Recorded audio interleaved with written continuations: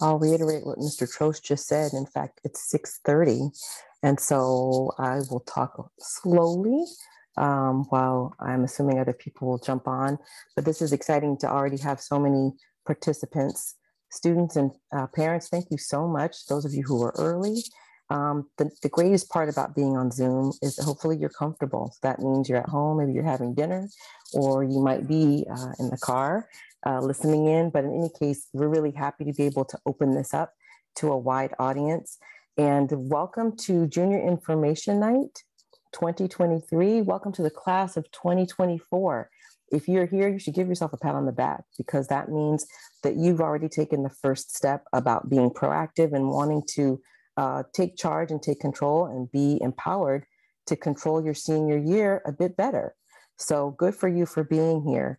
Our program is going to be phenomenal. We have some wonderful speakers, and we're going to try to adhere to our time frame. Our events, it's going to start now at 6:30. We'll go to about 8 o'clock. I know that sounds like a lengthy amount of time. However, you're going to get snippets of information that we really hope that you engage and listen to all of it. Some of you might be here because you're interested in community college, or you're interested in the UC process, or you're interested in private colleges. But what we found over the years is that most families, if they listen to the whole thing, they realize, wow, it's all intertwined. And at this stage, you should be open to all possibilities so that this time next year, you're in a better position to make your decision. So again, we welcome you. Like Mr. Trosh said, there is a QR code for the pre-survey. Hopefully our students have already done that. And that is just for students, and there'll be a post-event survey as well. I would ask that if you have questions, feel free to put them in the Q&A, okay? I would also encourage you, we're gonna kind of go through several different components. So we're gonna talk about school links, we're gonna talk about financial aid, the Cal State system, the UC system, private colleges. We're going to have a student speaker who gives a senior who's going to give her expertise about her process. So when we get to each section, a lot of your questions will be answered. So hopefully you can kind of hold off on asking questions that might not be what's being discussed, but feel free to ask questions in the Q&A.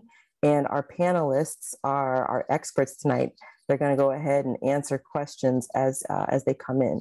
Okay, so I think we're ready for the next slide, please.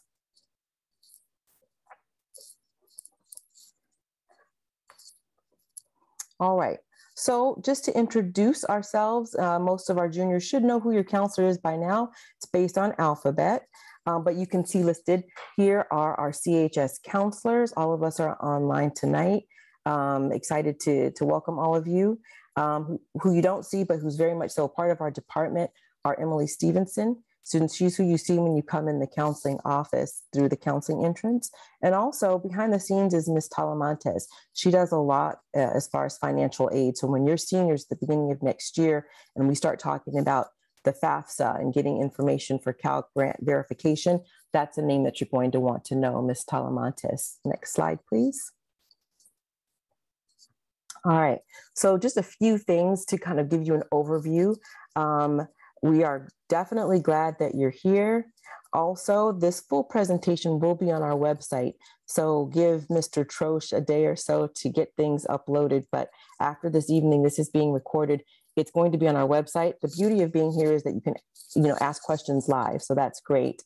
Questions can be placed not in the chat, but in the Q&A. So feel free, as our presenters are going over things, if you have a question about that topic, go ahead and put your question in the chat. And like I already said, keep an open mind. You're going to hear a lot of different things. And some of you are going to be surprised at the information that you find out and realize, I wasn't really thinking about community college, but I didn't know that they had an honors program. So maybe I want to keep that on my list of possibilities after I graduate. Okay, next slide, please. Now, juniors, as early as February, I think it's February 6th, we're going to be in your classrooms. So that's going to be the second thing that you see on this slide. But when we come to your classroom, we're going to give you this checklist. And this is just a truncated version of it. It's actually 2 pages, and it takes you from tonight all the way through the end of September. So anytime you're planning a trip, hopefully you use a map. If you've ever taken a long, lengthy trip and you didn't have a map, you probably didn't end up where you wanted to go. So we are trying to give you a map so that even though you're going to be hearing different acronyms, different deadlines, all sorts of information that we're going to be giving to you, if you have a map, you'll be able to stay on track. If you listen to our guidance, we're going to do the best that we can to let you know where you should be. This will also be on our website for you to download. But again, students, we're going to give this to you when we visit your classes on February 6th. The nice thing is that first task of kind of getting ready for senior year is tonight. So if you're here, you're going to already be able to check that off of your list. This is going to guide you through all the details about registration dates, dates for SAT and ACT. It's going to let you know when you need to submit things to your teachers if you're requesting letters of recommendation, different dates for AP exams. So again, what you might want to also do this evening is use this list and transpose it onto your personal calendar so that you as a family can keep track of the things that are coming up as well. Okay, next slide, please. Okay, and before we roll into our first presenter, there are a couple of things I want to make sure that everybody is aware of. And as we embark on this journey, because it is a journey, it's really important to stay balanced. I know that in asking the students what's one thing that they want to know, a lot of them indicated they want to know how to kind of manage the stress of it all. So it's important for you to stay balanced so that you can manage not so much the stress, but just the different tasks that you have to do. So this is just a list of some things to remember: getting enough sleep, getting activity, taking breaks, planning your work, and also planning your play. So using an agenda to help you stay organized, practicing good habits, whatever habits you get into now, like checking grades or checking school links, researching scholarships in different colleges, doing those things now, it's going to become a habit. So by the time you're at the start of your senior year, it's not going to be one extra task to do, but you're going to just be used to it. And please always remember to ask for help. We're going to guide you the best that we can. We are going to provide different programs or presentations probably around April, May for juniors at lunchtime. So when you see that we're going to offer something for you to come and get information, show up for that. That means that we want to give you just another little dose of information that will help you at that particular stage. Okay, but it's okay to ask for help. That is not a sign of weakness. Parents, you also need to stay balanced because this is a family affair. So if you've got a student that you're supporting, we're glad that you're here so that you can hear the same thing that we are telling them.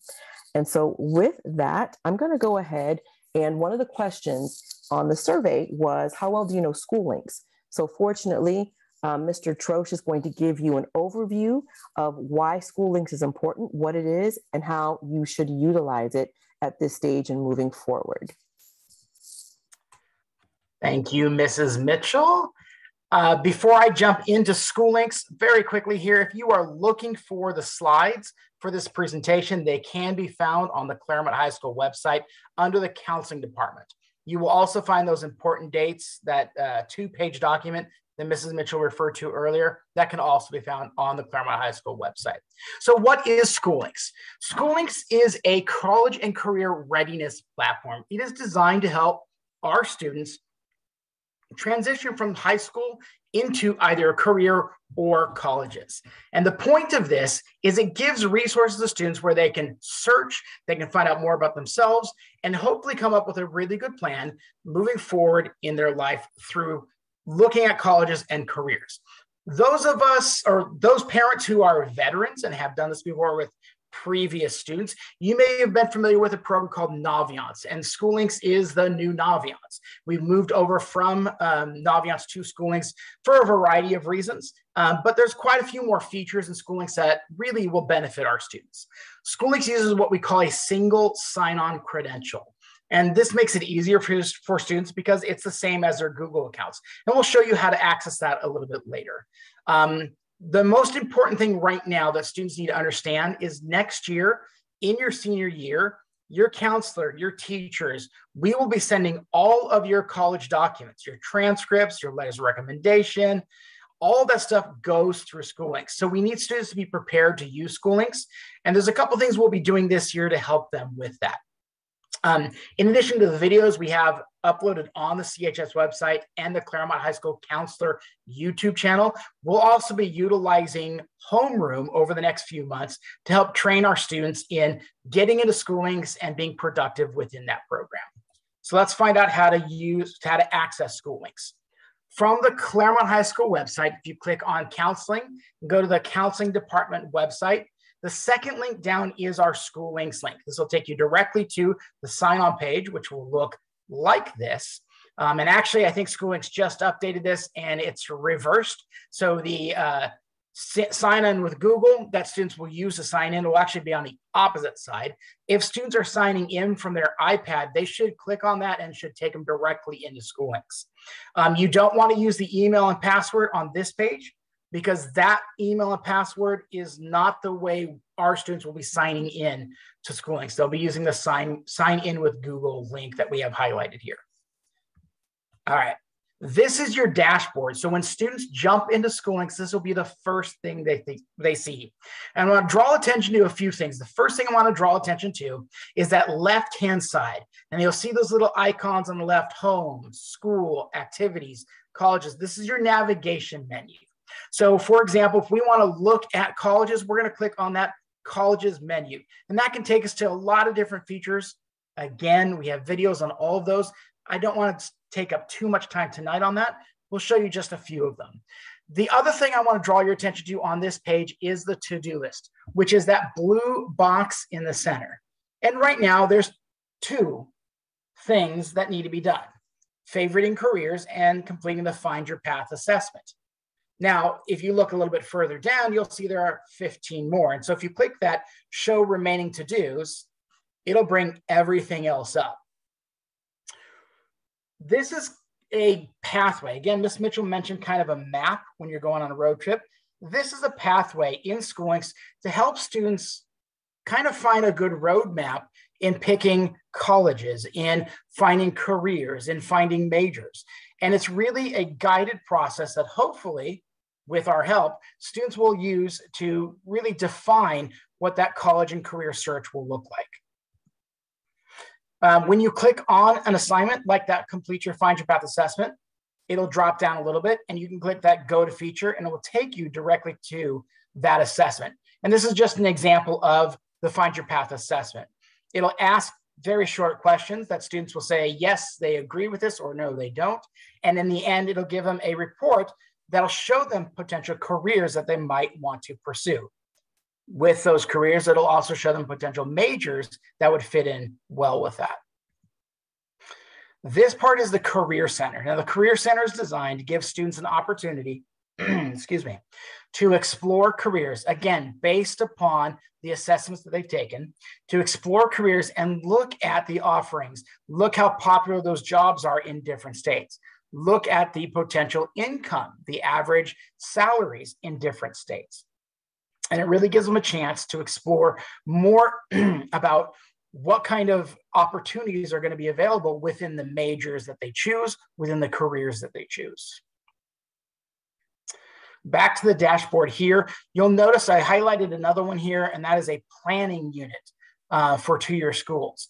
What these are short educational vignettes that help students understand, for this example, why would you be interested in going to a two-year school?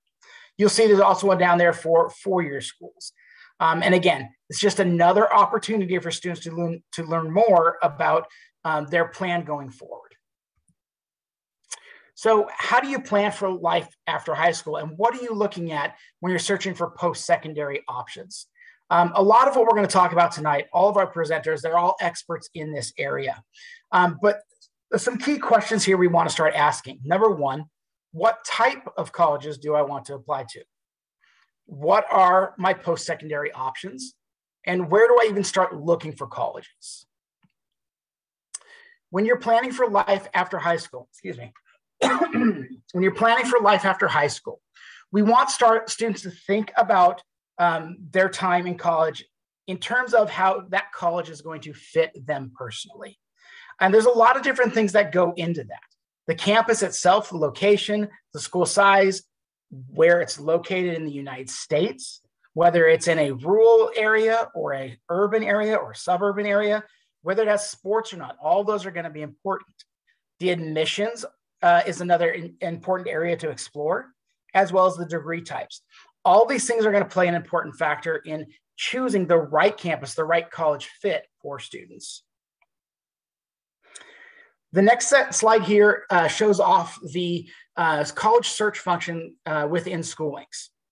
And this is a really great function because you can really narrow down the schools that you're looking for.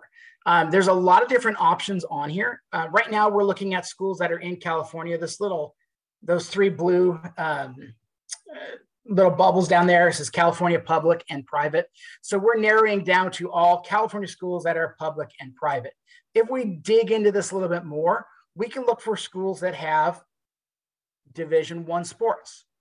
We can look for schools that have bachelor's degrees, master's degrees. We can look for schools that are highly competitive. We can look for schools that accept more than 50% of their students. We can look for schools that are in urban areas. We can look for a lot of different options within that college search. And this is a really good opportunity for students to narrow down that college list. We actually do have videos on this, so I'm not going to spend a lot of time here. But I would encourage students to really explore this particular feature because it can really assist in the college search. So as students are getting closer to the end of their junior year, we recommend by the end of this year, they've developed a balanced list within SchoolLinks. That balanced list is going to be comprised of 3 different areas.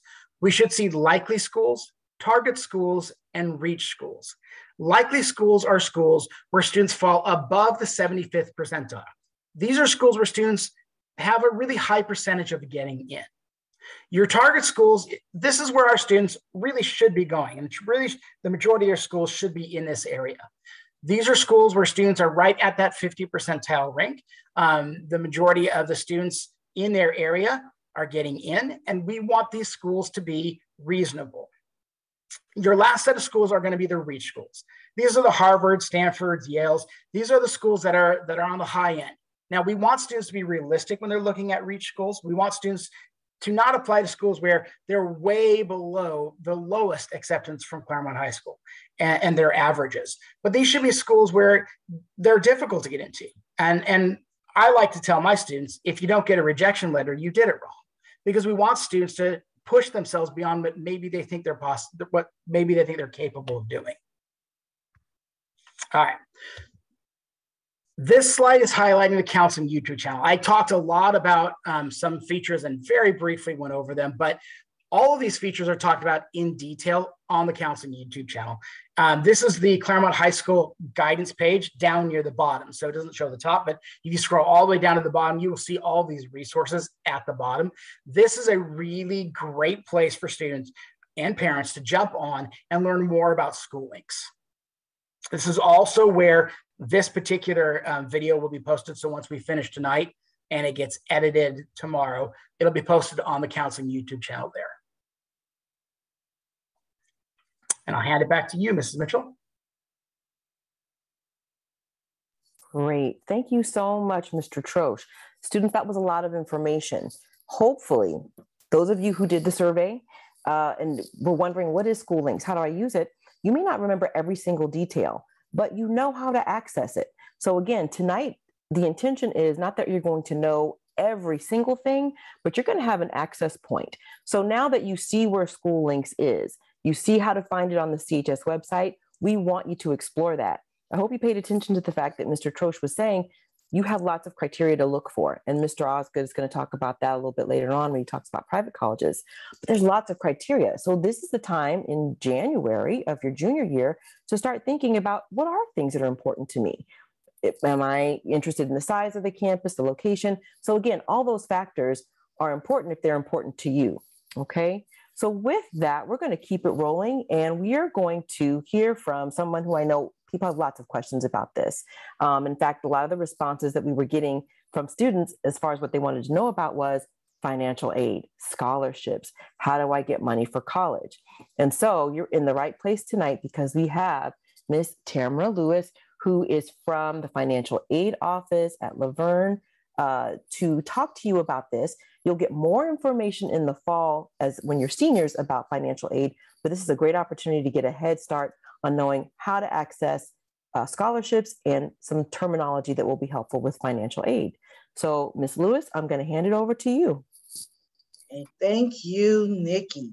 I'm glad to give you guys a round of applause for your proactiveness in coming right now to get this information. Financial aid can be a lot of information, and you'll notice I'm very animated because I wish I could be there with you to see you, but I'm gonna use my time up wisely, and I want to narrow it down to 4 areas I want you to make sure you tap into. We're going to talk about these items here, but we're going to talk about them within those 4 items. The number one thing that you now have got accepted. You're now got a school, you're made a decision, and you're going to college. Now the number one question is, okay, how am I going to pay for it? So what you want to do, this is where these 4 areas tap in. The very first area is, what is the FAFSA? The FAFSA is an acronym for Free Application for Federal Student Aid. Some of you may already know that because you have siblings that go to college. Some of you may already know that because your parents went to college. But that's the key is free. It is an opportunity for you to fill out an application to check and see if you're eligible for funding from the Department of Ed. That's what you're filling out, a FAFSA application to see if you're eligible for money from the Department of Education. That's your biggest pot of the money is when you apply there. So you want to make sure when your time comes up, which is 2024, 2025, that's when you're going to fill out that application, October 1, 2024. Not next year, because that's 22, 20, 23, 24. And then you're in 24, 25. So you want to make sure that you're getting all ready for that. One of the things that they do now, if you don't know, they do electronic signatures. This is where you get what's called a FSA ID number. It's usually your email address, and then you make up a password. That is like your ATM card number. That is your ability to sign federal documents with that number. So when you get one, you want to make sure that you hold on to that.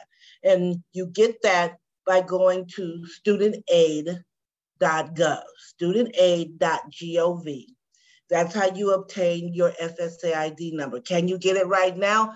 Absolutely. You can get it right now and then just put it aside so when you're ready to fill it out.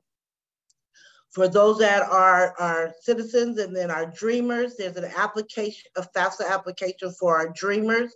There's a FAFSA application just for our citizen students. Those, again, you'll go to studentaid.gov and they'll give you that information. At the University of La Verne, we're a private institution, so we don't do the CSS profile. Some of the students do that.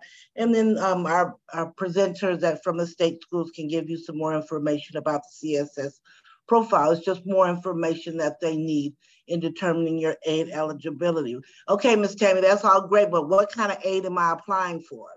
You're applying for federal aid, that's from your FAFSA.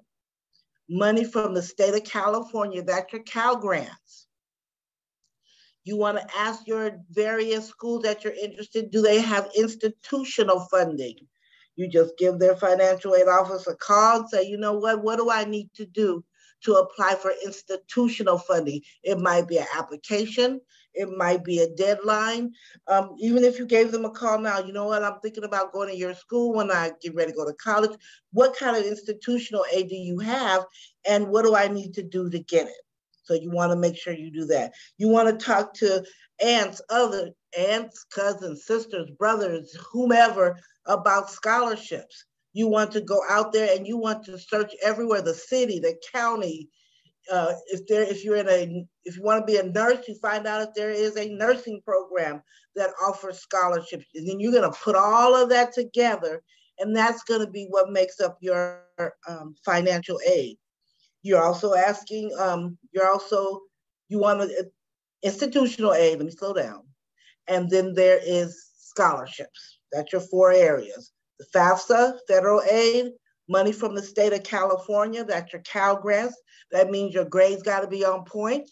You want to make sure you get the best grades possible.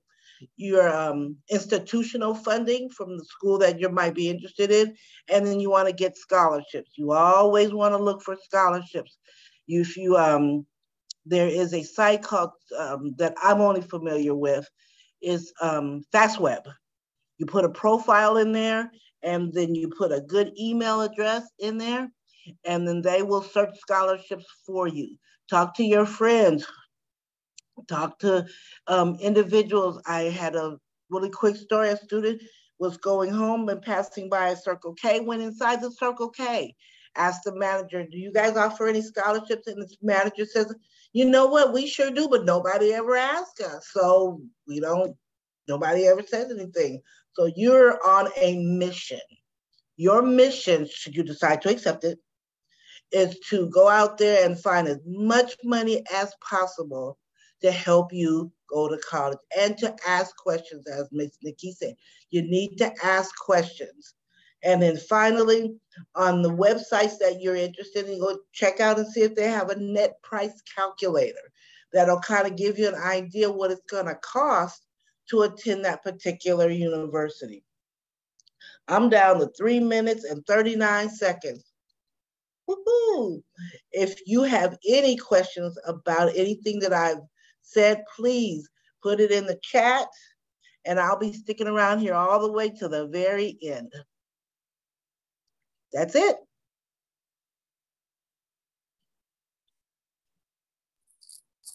Okay, thank you very much, Ms. Lewis. I know that counselors and Ms. Lewis are going to keep an eye on that chat. And then we're going to roll into our next presenter in just a moment. A couple of things I did want to reiterate based on what Ms. Lewis said tonight. Students, one of the biggest things that you can do right now, because time is on your side, you've got a little bit more of a window in which time is actually on your side in terms of scholarships. Most of our seniors at this point in time, they're kind of at that tail end of looking for scholarships. And there's a lot to that when you're doing your applications for college and you're trying to keep up with your senior year coursework and you throw scholarships on top of it. My suggestion would be use FastWeb. That's fastweb.com, FASTWEB.com. And also we're going to give you all links. So as part of that sheet or the handout with dates and deadlines, you're going to see links that we want you to explore. But FastWeb is an arsenal of different scholarships. What you can do right now, even if it's too early to apply, you can start looking at what those scholarship requirements are. If you see that there's a scholarship that requires a certain type of an essay, or it's going to ask for you to collect data about numbers of hours that you spent doing volunteer work, how much better would it be to get that information now, to start outlining and working on that now, so that when you are a senior and when it's time that you can submit, you'll already have that structured. You're going to discover also that lots of scholarships have essays that overlap. I might be able to use one essay for multiple scholarship questions. So again, time is on your side if you take advantage of organizing a little bit of time every week to just do some scholarship searches. We're going to talk more about that as we meet with you, and we'll actually have a presentation in the spring when we do our lunchtime series where we talk about financial aid or monies, scholarships especially. But what we're going to do to stay on track is, and I'm going to check just to make sure I'm not missing any questions. There was one question regarding the date of the FAFSA application for the class of 2024. So Ms. Lewis, correct me if I'm wrong, but I believe that you said it's that they will be submitting the 24-25. Correct. FAFSA. Okay. And it opens up October the 1st of 23. October 1st of 23. Yes. So that is, you'll be doing the 24-25 because that's the college school year. That'll be your first year of college. Okay. And so with that, our next presentation is going to be about community colleges. Now I have to give a shout out to Miss Jennifer Miller Thayer, who is representing Citrus College. She's the honors coordinator.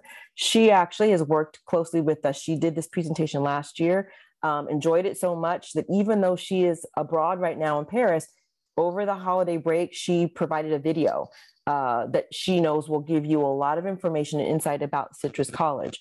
And so we're going to watch that, and you're going to get some insight about what the community college system has to offer. I'll let Mr. Troche go ahead and get that started. Hi, I'm Dr. Jennifer Miller-Thayer, and I'm the Honors Transfer Program Coordinator in Anthropology faculty at Citrus College. And I'm here tonight to talk to you about the California Community College system. I myself am a graduate of the California Community College system, as well as a first-generation college student. And this is a great opportunity for you to start your educational career. And so let's look a little bit at this system. The California Community College is the largest higher education system in the United States, with over 1.8 million students and 116 colleges.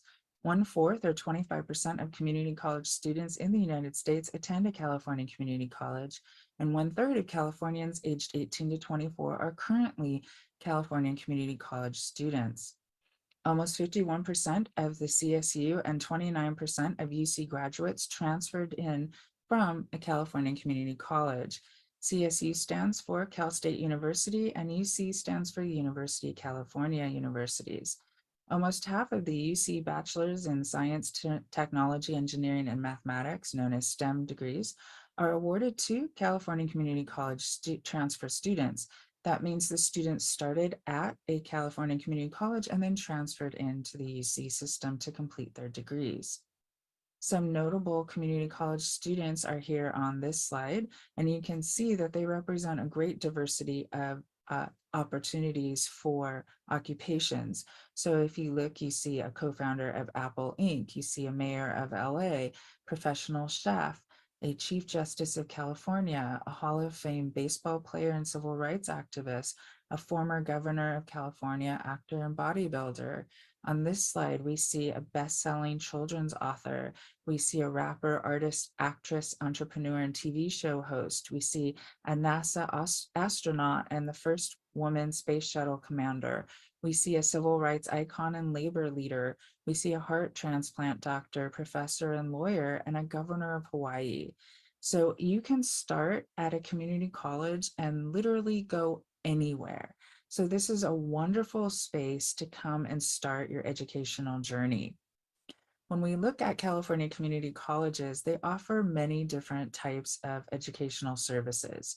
We provide a space for students to earn their AA or AS degrees. These are Associate of Arts or Associate of Science degrees, or ADT transfer degrees, which help them transfer into the four-year universities that they would like to transfer to. We prepare students for transfer, so whether they earn these degrees or not, we help them get ready to transfer by taking a variety of their general education courses. We help with workforce development and training, vocational certification, and lifelong learning. There are a lot of different benefits for attending a community college. For one, they're close by, so students can live at home, which saves them a lot of money. They're also affordable at only $46 per unit, which is the lowest cost in the nation. And it allows you, as I was saying before, to take the time to find your goals, figure out your major, and grow as a student and build your student skills before you commit to a four-year college. We offer a lot of support services to help you build your student and life skills by offering tutoring, skill workshops, a veteran center. We have programs like EOP&S and DSP&S and so on. EOP&S will be a really great program. If you are also a first-generation college student or a low-income student, check this program out, because these types of services offer things like priority registration, special counseling. EOP&S has book grants to help you afford your books and things like that. So there's a lot of opportunities here. We have transfer agreements with different universities, and I'll talk more about those in just a second. And that makes it easier sometimes for students to transfer into impacted colleges and programs. So if you are interested in a college or a program that's very crowded and it's difficult to get into, then come to a community college and get your GE or your general education courses out of the way first here, and then transfer in, and you have a much better chance of getting into those colleges and programs. We also provide opportunities for motivated students in leadership, service, research, and study abroad. And so we'll look at these a little more now. One of the programs that you could consider is the Citrus College Honors Transfer Program. And I'm going to use this as an example, but most community colleges have an honors program, so you don't have to just come to Citrus to be able to be part of an honors transfer program. In our particular program, we have a cap of 20 students or less, so we have smaller class sizes. We have seminar style instruction where students actually have more opportunities to discuss in their learning or do active learning instead of just being lectured to. We have transfer agreements, like I mentioned before, including a transfer alliance program known as TAP with UCLA and a UCI honors to honors agreement. And just to give you a quick example of how TAP is important, our non-TAP Citrus admit rate for fall of 2022 was 18.5%. The students who got TAP certified, they had an 83% admit rate. So that's a significant improvement. So really think about an honors program if you go to a community college. We also provide community and networking with peers and faculty. We have leadership, service, and research opportunities, dedicated counselors, and priority registration. STEM programs are also one of the ones that you may find at a lot of community colleges. And ours, for example, offers things like STEM counseling and tutoring, peer-to-peer mentoring, teacher preparation, student research opportunities with universities like Project RAISE, and a summer research program. We also offer what are called CTE, or career and technical education opportunities. This is a sampling of the types of CTE education that you can get at a community college. So for instance, administration of justice, automotive technology, dental assisting, nursing, child development, and so on. We also provide a lot of performing arts and art opportunities. So if you're interested in singing, dancing, theater, music, ceramics, drawing, and painting, you could come to a community college and obtain your education on these topics as well. We also have things like a Getty Museum internship opportunity that you can have the opportunity to try. Another program that I highly recommend is the Study Abroad program. And this is actually why I'm on a recording tonight and not with you on Zoom in person, because I'm currently teaching Study Abroad for a month in Paris. So it's very exciting to be here. I'm very excited to have this opportunity. The photos in this slide are actually of my study abroad experience in Costa Rica in 2020. So please do think about study abroad. These are just some of the locations that Citrus College goes to, but other colleges have other locations. And so please do check out this program if you come to a community college. Paying for a California community college, there's a lot of different opportunities to do that. You're going to fill out a FAFSA or a California Dream Act application. If you need help with that, please reach out to the financial aid department at whatever community college you are considering applying to. There's also the California College Promise Grant. There are other grants and programs such as Pell Grants and Cal Grants, and depending on the specific school that you end up applying to, they may also have specific programs. For instance, Citrus has the Citrus Promise program, which is different from the California College Promise Grant. And so it's another opportunity for funding school. And there's also often scholarships. So please check those out. If you're interested in going to a California community college, you first need to fill out an application. So you would go to the site of that college, and applications are generally accepted year-round. You want to apply for financial aid, attend an orientation, see a counselor, and prepare what's called a student ed plan, or a SEEP for short, and then register for classes. So I hope that this helps you learn a little bit more about the California Community College system. I hope that it entices you or excites you to think about coming to a California community college. If you'd like to talk to me and get more information, please feel free to email me. My email is here on this slide.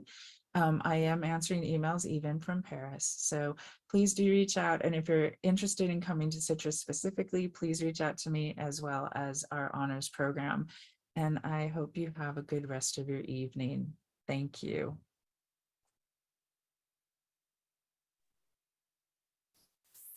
All the way from Paris via video, she still managed to stay on time. That's amazing. Hopefully, students, you took away some valuable information. There was a lot packed into that, but hopefully you're excited by the fact that there's so much. I know a lot of our students aren't aware that you can study abroad, that there is an honors program. Someone asked in the chat, how do you get into the honors program?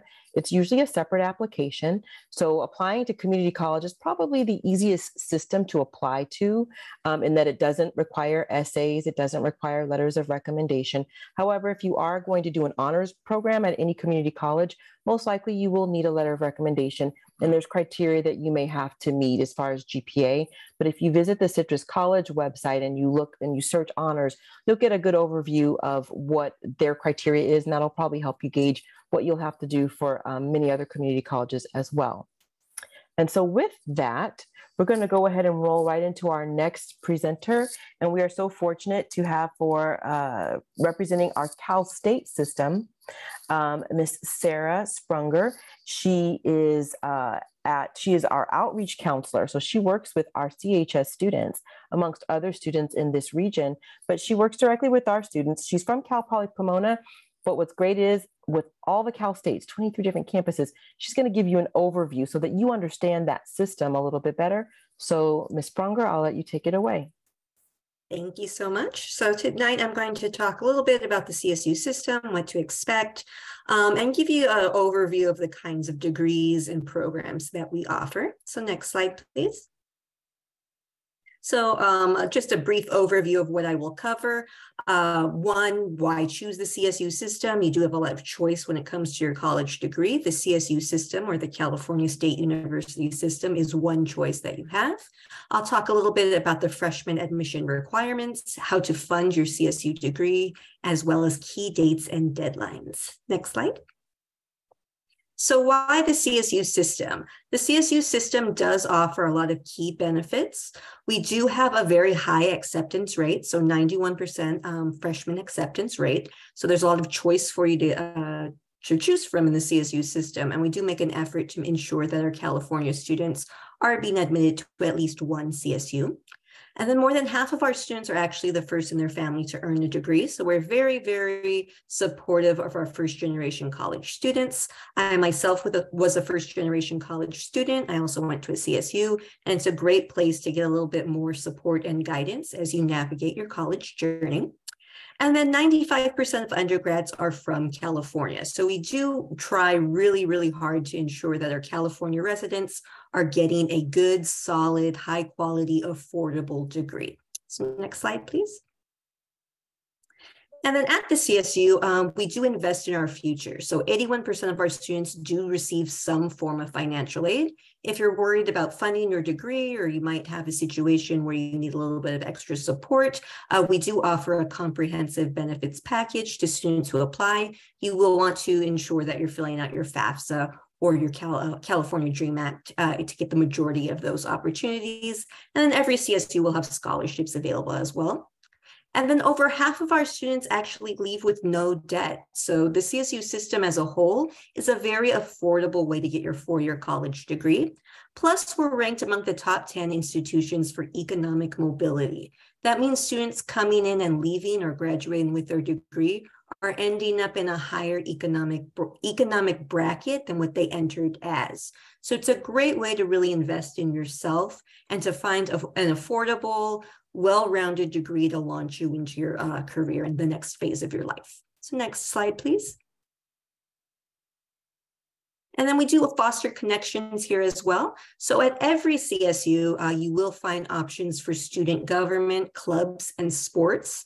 And we are 23 campuses in the CSU system, which is a lot. So every single CSU will offer different opportunities, different sports, different clubs. Some CSUs are Division I, some are Division II, some are Division III, and each will have a different set of clubs, sports, and activities for you to engage with. And we all will offer identity and cultural-based learning centers. So we have a great supportive network for students, no matter what kind of social support network you're looking for. And we do have a focus on student health and well-being. All of your CSU systems will offer some kind of support services. And these are very comprehensive. So it's going to be your basic healthcare, counseling services, academic support services, and a lot more. So next slide, please. So what can you study at the California State University system? With 23 campuses, there are a lot of degree options to choose from. We have some listed here as an example, but overall at the CSU system, we really focus a little bit more on applied learning and things or occupations where you can dive right in after you finish your four-year degree. So the CSU system really specializes in things like creating teachers. So we have a huge range of teaching credentials and pre-teaching programs you can enter. We specialize in nursing. So we do create the largest amount of nurses of any system in the United States. So we have a high degree of specialization in that. We also do business very, very well here, and that it gets very specialized. So you're not going to be coming in usually at the CSU as just a business major. You're going to be able to drill down and study marketing or social media or international business. We also have a lot of more specialized programs as well. So engineering is a focus of the CSU system. We even offer things like forensic science, kinesiology, music programs, art, and a lot more. So next slide, please. So how are you going to find your best fit program? Well, luckily, we offer a great tool at the California State University system. It's at calstate.edu/apply. You can use the choosing a degree function, and it will tell you it'll tell you all of the degrees that we offer at the CSU system based on campus. So it'll list everything that's available at Cal Poly Pomona, for example, or Northridge or Humboldt, and it'll give you a good idea of the kinds of specializations that each institution will provide. Just make sure you're a little bit more specific when using this tool. So again, I use business as an example.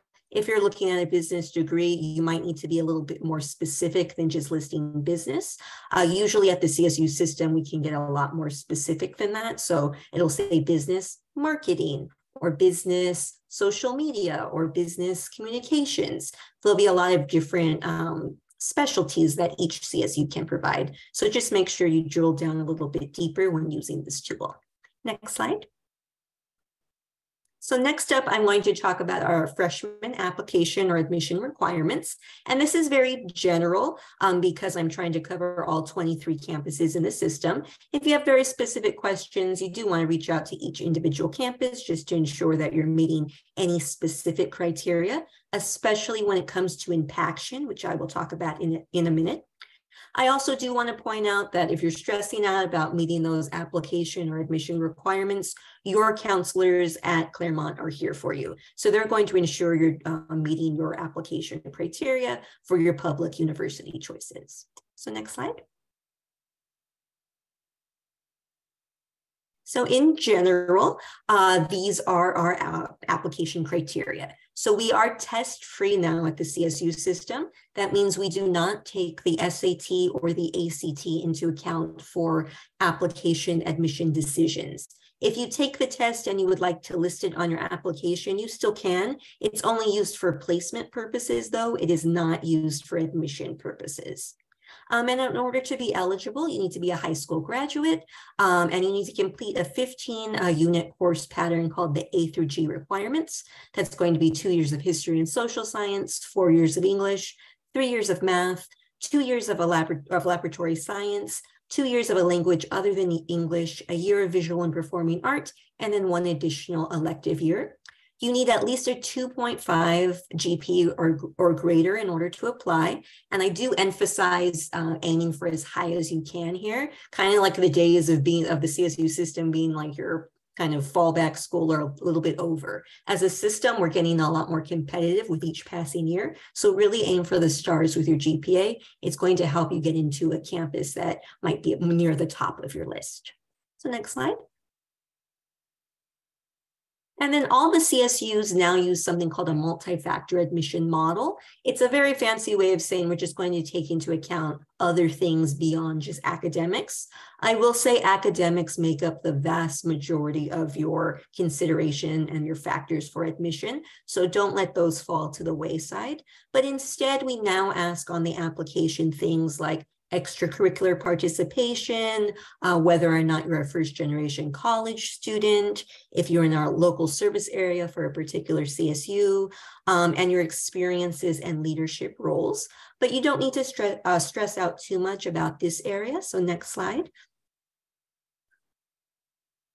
And the reason I say this is because really this is what it looks like on the application. It's just bubble in questions for you to answer. So are you an avid? Yes or no. Are you an upward bound? Yes or no. And for extracurricular experience and work experience, it's really just, did you participate? Yes or no. How many hours? Cool. So we don't need an essay. We don't need a letter of recommendation or anything like that. It's a very straightforward application process. There's nothing additional you need to do. When you're applying, you're just basically filling in the grades, the courses that you took, and then some general questions about your experiences and academic background. So next slide. And we are impacted at the CSU university system. So impaction just means that we get, or some campuses, I should say, receive more qualified applicants applying to certain degrees or the university as a whole than they have spots to give away. So it's more competitive to get into. There's various levels with impaction, so you do want to be aware of each one. I will go over each form of impaction in the next slides, but generally you just want to look and see if the campus that you're interested in applying to is impacted or not, or if the program that you want or the major is impacted or isn't. Next slide. So the first type of impaction is freshman level and major. This means that every single major at these institutions is impacted. So Fresno State, Cal State Fullerton, Long Beach, Los Angeles, San Diego, San Jose State, and Cal Poly San Luis Obispo are fully impacted in every single major. That means these schools in particular are a lot more challenging to get into. Next slide. And then there's impacted at the freshman level. This means that some of our programs are impacted. So CSU Northridge, Cal Poly Pomona, which is your local CSU, impacted in some of our programs, Sacramento State, San Bernardino, and San Marcos. We all have certain programs that are impacted, but not everything will be impacted. And that means we do take into account or give additional consideration to our local area students. You are local area to us, which is Cal Poly Pomona, so you do get additional consideration for non-impacted majors. So next slide, please. And then we do have some offerings in the CSU system that are not impacted at all. That means no program for the most part is going to be facing impaction.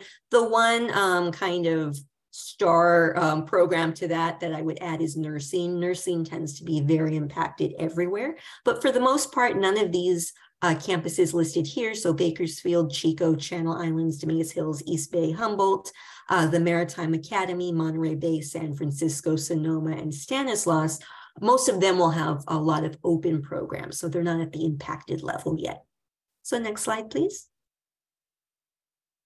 And then, as I mentioned, we are your local area CSU. So CPP, or Cal Poly Pomona, is the local area CSU to Claremont. And what that means is that you get an advantage over every other student who's not a local student. And for us, what that means is that if you meet the minimum standards, so you're meeting your A through G requirements, you're going to graduate and you have at least a 2.5. And the key here is if you apply to a non-impacted major at Cal Poly Pomona, you should be admitted. But the key there is non-impacted. So it's not going to work for something like computer science or mechanical engineering, which is very impacted. You can still apply, but that kind of admission guarantee is not going to go into effect. Where it would go into effect, though, is if you applied to a non-impacted program. So something for us would be like history or electromechanical engineering. Those are both non-impacted programs. So as long as you're meeting the minimums for us, you should be admitted to CPP at least. You can still apply, of course, to other CSUs, but we are your local area CSU. So next slide. And then in terms of being prepared to apply to the CSU system, we do strongly encourage that you enroll in all 4 years of English. Make sure you're not getting senioritis next year. I know it's a lot to kind of handle with essay writing, applying to colleges, group work activities, that kind of a thing, but you do want to stay on track. And then if you can handle it, we do encourage you to take a year-long math course or a science class for your senior year. That will help you be better prepared, especially if you're interested in going to any STEM-related field. So next slide.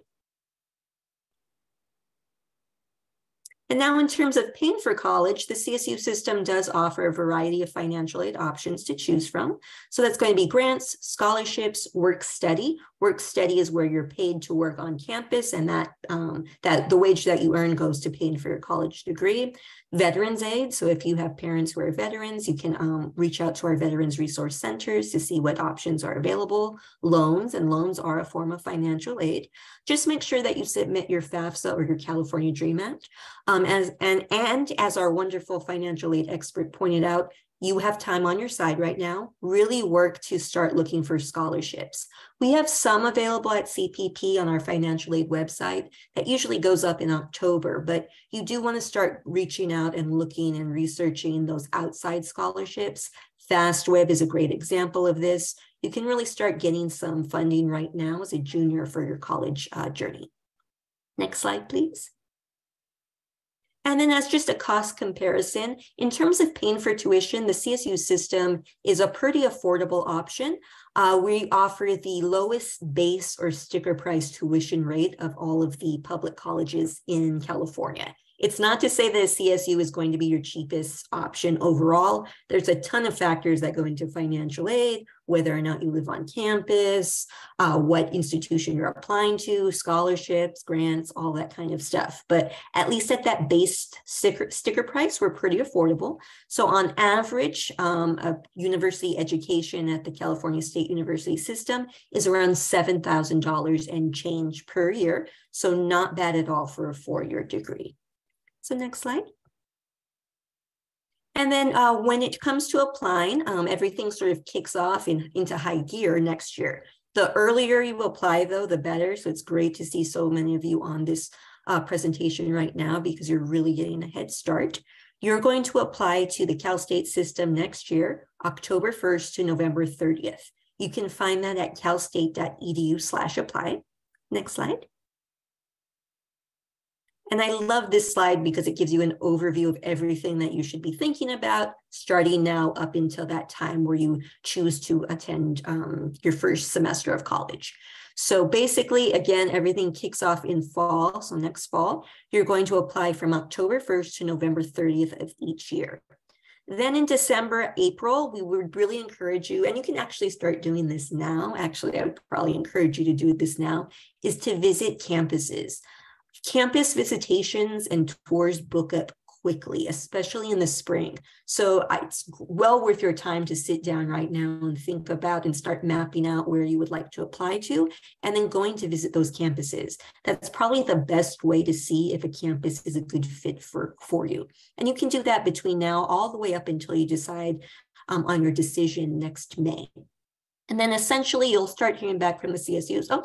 You'll start hearing back from the CSUs in December through March about updates, creating a portal. And then usually April and March is when you start hearing back in terms of decisions.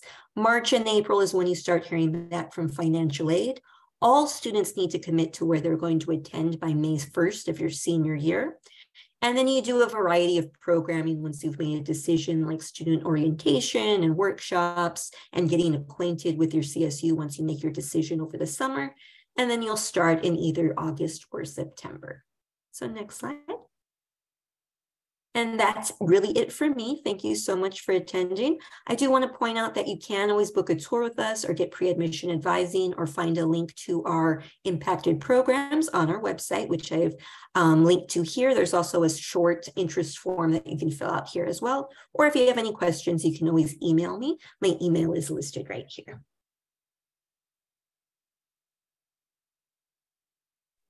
Thank you so much, Ms. Sprunger. There's a lot of information. This is a really wide university system in our campus. As far south as San Diego, SDSU, San Diego State is a Cal State, up to the uppermost part of California at Humboldt. So you've got lots of choices with Cal State campuses. Students, I would just very briefly and quickly encourage you to research them all and look at the criteria. They all have the same A through G criteria, which your counselors will go over with you. We've been doing that with you through your credit checks. So in addition to graduation requirements, that's why we look at that next column for A through G, because we want you to be eligible if this is your choice. But look at the selectivity.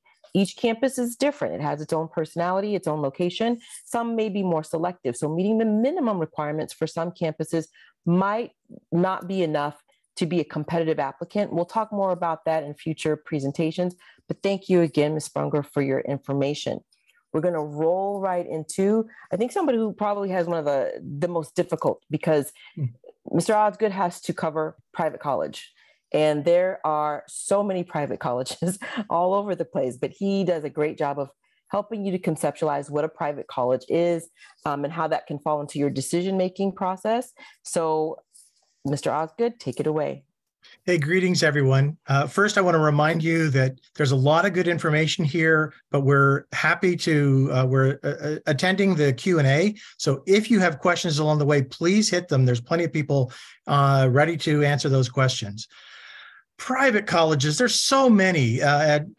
Picking up where Nikki mentioned, they're all over, whether they're rural, they're in cities, they're suburban. This is just, if you want to find out ones that are in California, there is a website, Association of Independent California Colleges and Universities. California is not the only place that has private colleges. Most of our country began with private schools and then figured out a way to have public education. So you can see them in the New England area, in the South, all over the country. What I'd like to do is focus more of my attention on your choice.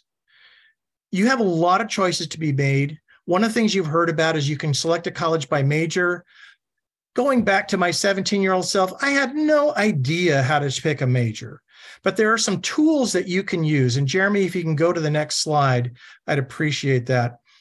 You're really lucky where you are. If you lived in Wichita, I wouldn't be able to tell you this, but just within about a 2-hour drive of where you live here in Claremont or next town over, you can see all different types of institutions. Research One institutions, these are places like Caltech or USC. They are places that are designed to support the production of information to help society. That means they tend to put a priority on research more than they're going to be as individualized necessarily in their education. Comprehensive universities, you've probably heard of Loyola Marymount University or Pepperdine.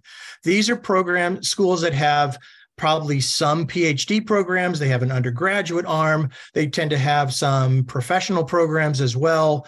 And they're kind of middle-sized, I would say, sort of in the 5,000 to 10,000 student range. But you can find some within a couple hours drive here. Liberal arts and sciences colleges, these tend to be residential colleges that take a philosophy of educating the whole person. They typically don't want you to select a major until your second year or your third year. They tend to be places where you develop a very close association with your community, both of students and of faculty.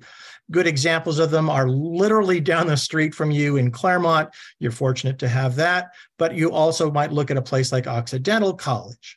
Religiously affiliated small colleges, places like Azusa Pacific, Cal Baptist. There's your schools that tend to have a community that has some fundamental qualities in mind. And it may be that, I don't know how deep the religion works its way into the education itself, but part of the mission of the institution relates to the school's founding, usually from a religious sect.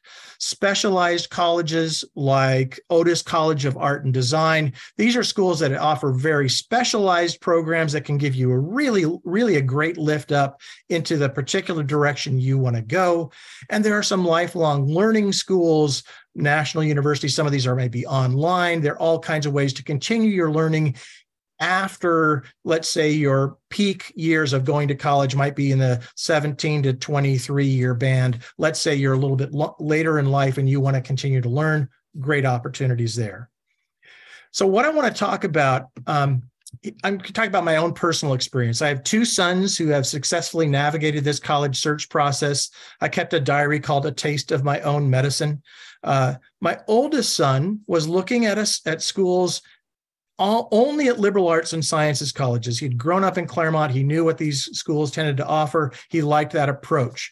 My point is, I'm going to stop that conversation about my older son. I'm going to go somewhere else. Our family recently bought a new car. There's all kinds of ways to choose a new car. If you look at guidebooks, they could tell you what kind of car you should get. But how do you know that car that they're suggesting will work for you? Someone might want to go off-roading. Somebody might want to have a car that gets great gas mileage. Somebody wants a car, they want to contribute to not worsening the environment, and they want a car that's a hybrid or electric car. There are all kinds of value systems. So my point here is that you have a lot of choice. The second that you start paying a lot of attention to guidebooks and rankings as a way to select colleges, you are sacrificing your value system to their value system. And that's a bad choice for you. So going back to my older son who had visited colleges, I was picking up after having visited one. And I said, how does this college factor into your choice of schools? He really liked the class he sat in. He liked the way the students interacted with each other. I said, this school must be very high on your list. He said, no, this college is very much like who I am now, not who I want to be. And I invite you to really think about the way that you're going to break out of the Claremont High School bubble into a completely different community and try to find places that are going to support you in their community, in the style of learning that suits you best. Some of you may want to have in-person instruction, a lot more hands-on learning. Some of you may want to have a lot of discussion classes. Some of you may want to be in classes where it's a large lecture, just leave me alone with the notes and I'll be just fine. You have a learning style that's evolving. Pay attention to that. So my ultimate point is pay attention to yourself. But you are very lucky that you're in Southern California where you can get access to all these various types of schools really within about a 2-hour drive. So I'm going to reiterate what Sarah mentioned. Visit these schools. That's particularly lucky. Here are questions to think about yourself in terms of a college student.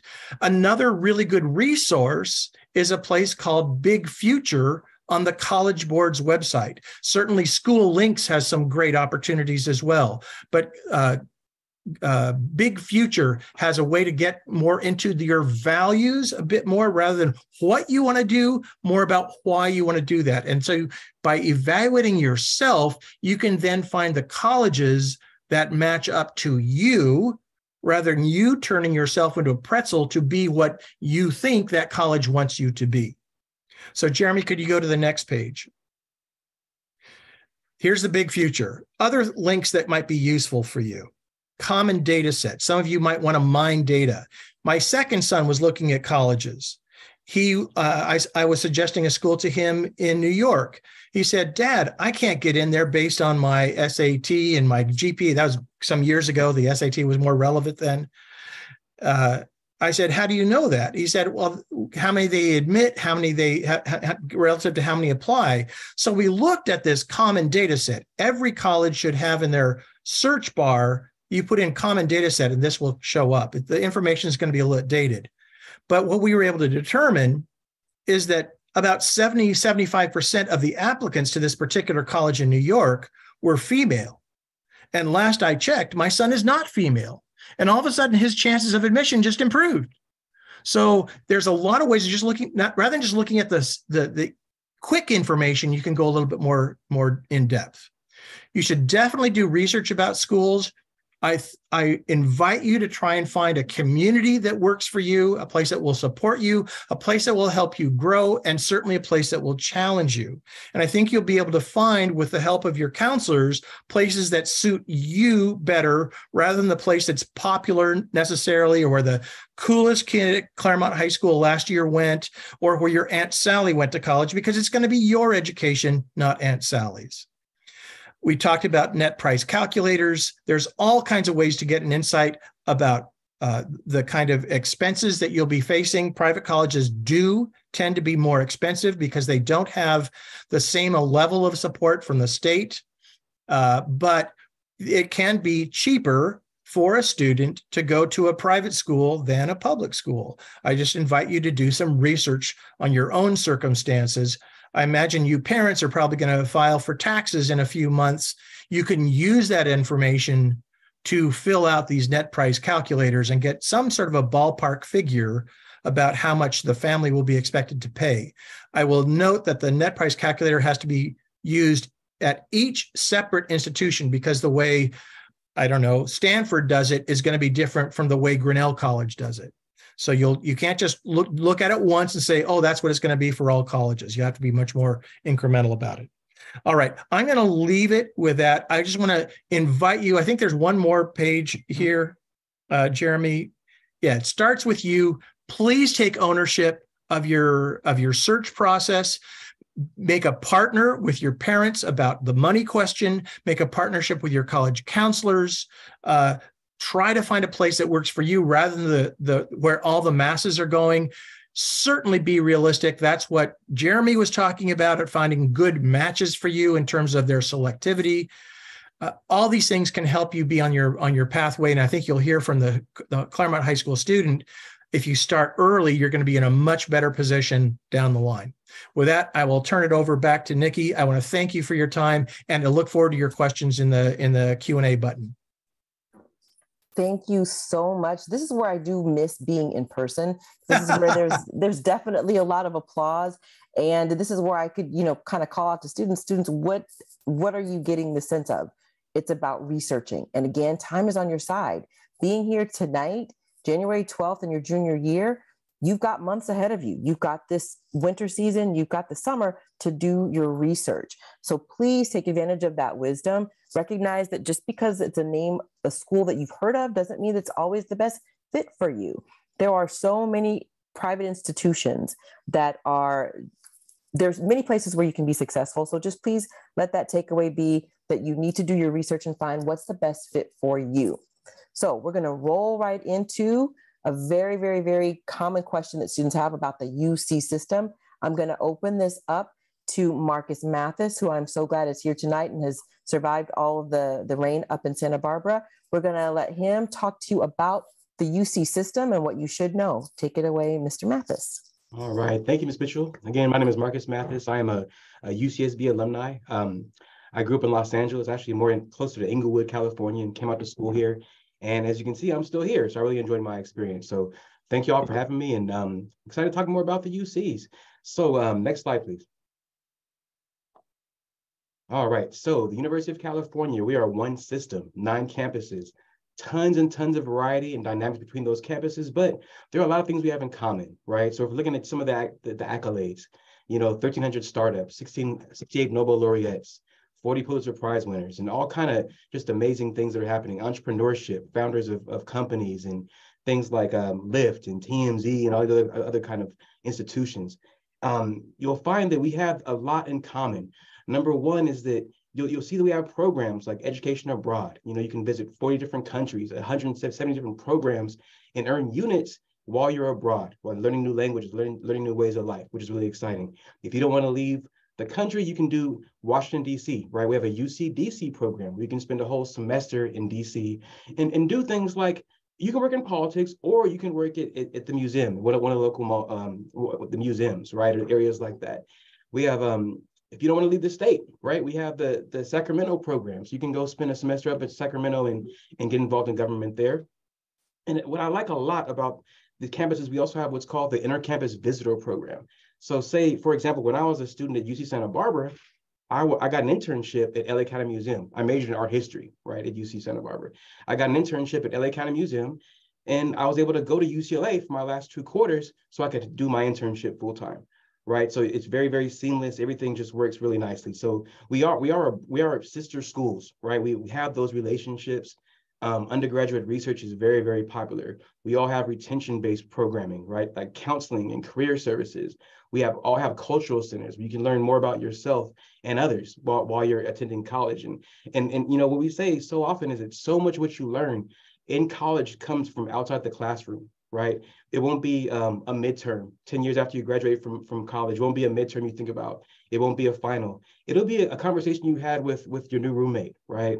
Or learning how to navigate your student org that you're now the president of. So all these amazing experiences that really create who you are and help develop who you are can be attained at the University of California campuses. Next slide, please.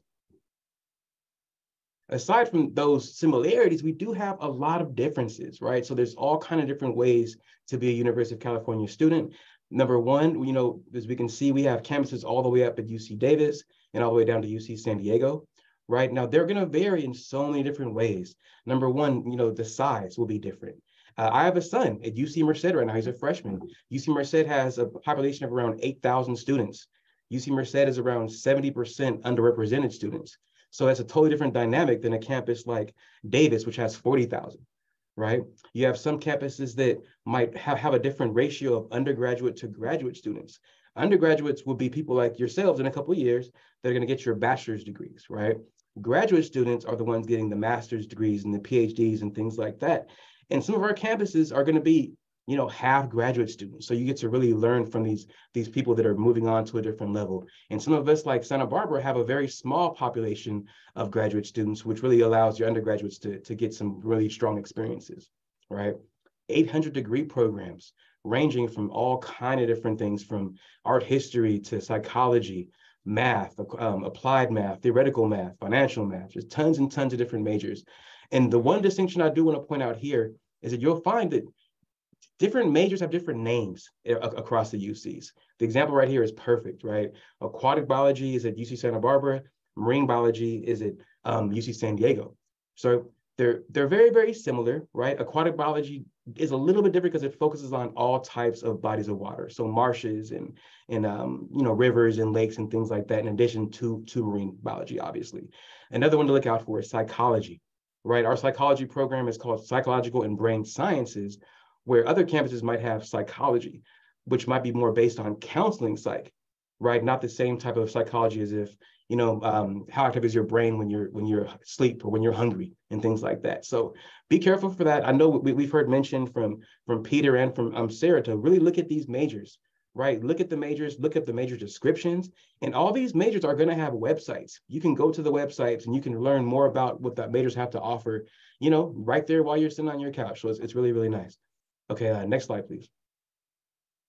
So getting into the application process, it's fun, right? Haha, just kidding. So again, I have a freshman in college right now. So we dealt with this last year, right? We had this whole UC application process. My son he was funny because in high school, he kind of struggled in 9th and 10th grade. And then after he got, you know, past those jitters, he really got really, really strong grades. So his options were strong, but maybe not as strong as he wanted them to be.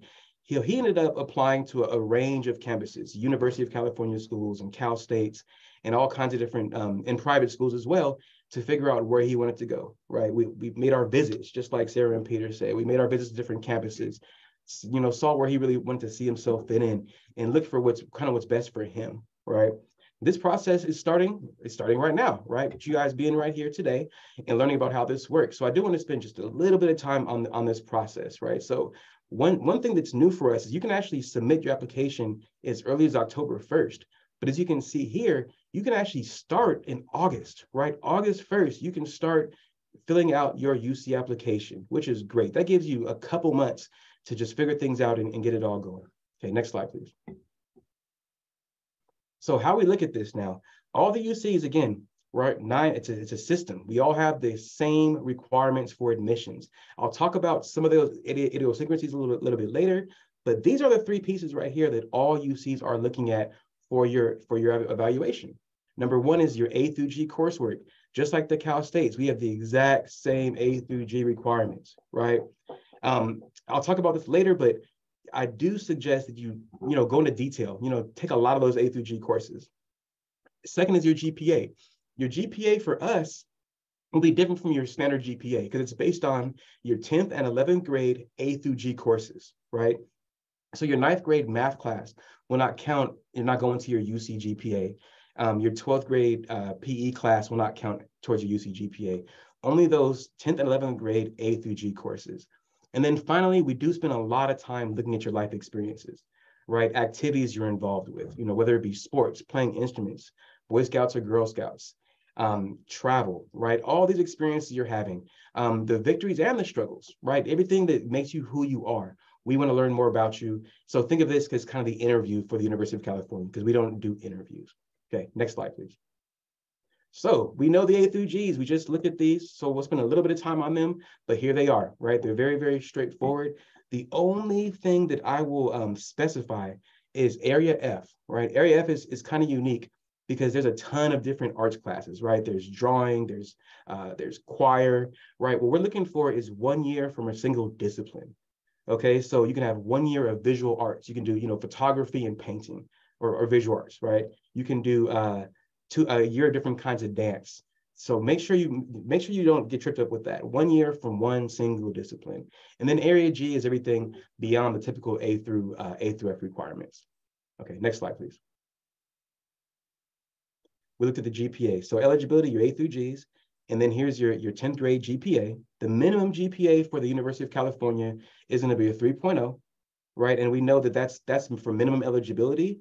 But we're also going to talk later about selectivity and how to be more competitive when you're applying for the University of California, because as you know, there's a range in selectivity between a campus like, say, Merced and a campus like Berkeley or Los Angeles. So really, really wide range in how they're going to do their evaluation.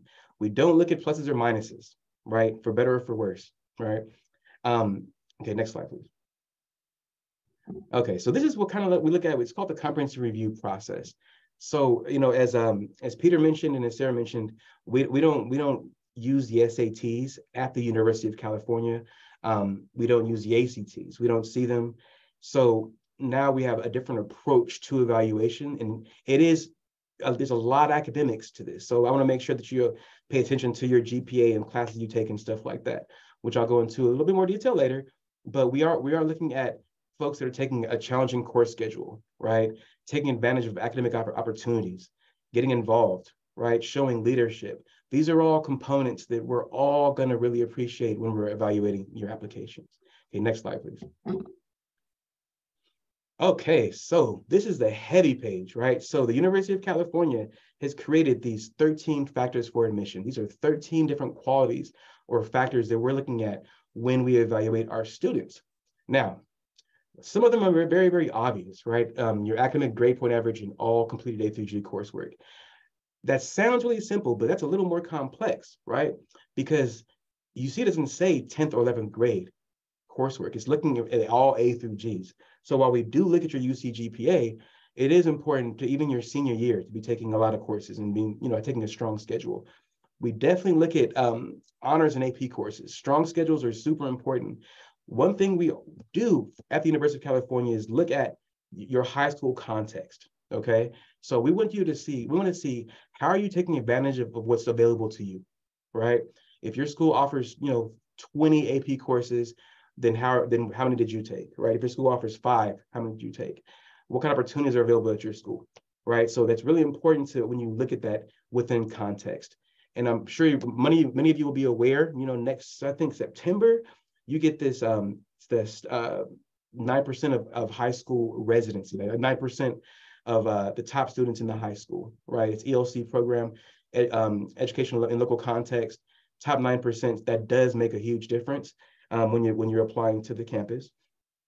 We're also looking at performance in academic areas and special projects. So doing things like summer research, huge difference, right? Doing things like being involved in, club sports, right? Or performing internationally or across your state. All those make a difference. We talk about things like scope and scale, right? So when you're filling out your application, you want to really distinguish the scale of your activities. And when you're talking about what you're doing, you want to be more specific. And I'll talk about that in a second as well. Academic accomplishments in the light of life experiences. That's important. We look at these things, right? I have a daughter with autism. So that means my son has a sister with autism.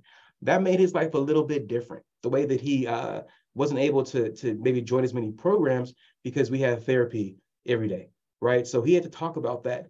If we didn't know that, right? If the evaluators don't know what your life looks like, it's really hard for us to make a proper evaluation. So all that's important. In terms of these 13 factors, I will say that some UCs pay attention to different factors than others. Okay, so for us, at Santa Barbara, we look specifically, we're looking at quality of your academic performance, right, relative to your educational opportunities. We want to see your strength of your schedule. We want to see performance or one or more academic areas. Where other UCs might look at your location of your high school and your residency. That's not something really to pay as much attention to. Okay, next slide, please. So if you look at it all around, this is how we are looking, right? One, admissions readers. I'm doing this right now, right? I've read about 500 applications so far this year. And I love it because it's like I see how much energy and passion that you all as students put into your applications. And believe me that we actually do respect that, and we owe you the energy and time that you gave to us. So each application is going to be read twice. Okay, it'll be read twice. If the evaluation is different between those two, it goes to a third read. Right, and the third read is usually one of the more senior admissions counselors, admissions staff. So we really do have this intention of making sure that you get a fair opportunity to really present yourself. The campuses do not collaborate. Okay, so we will never ever say, okay, well they got into data, so we don't have to admit them to Santa Barbara. We'll never ever do that. We want to make sure you have the choice.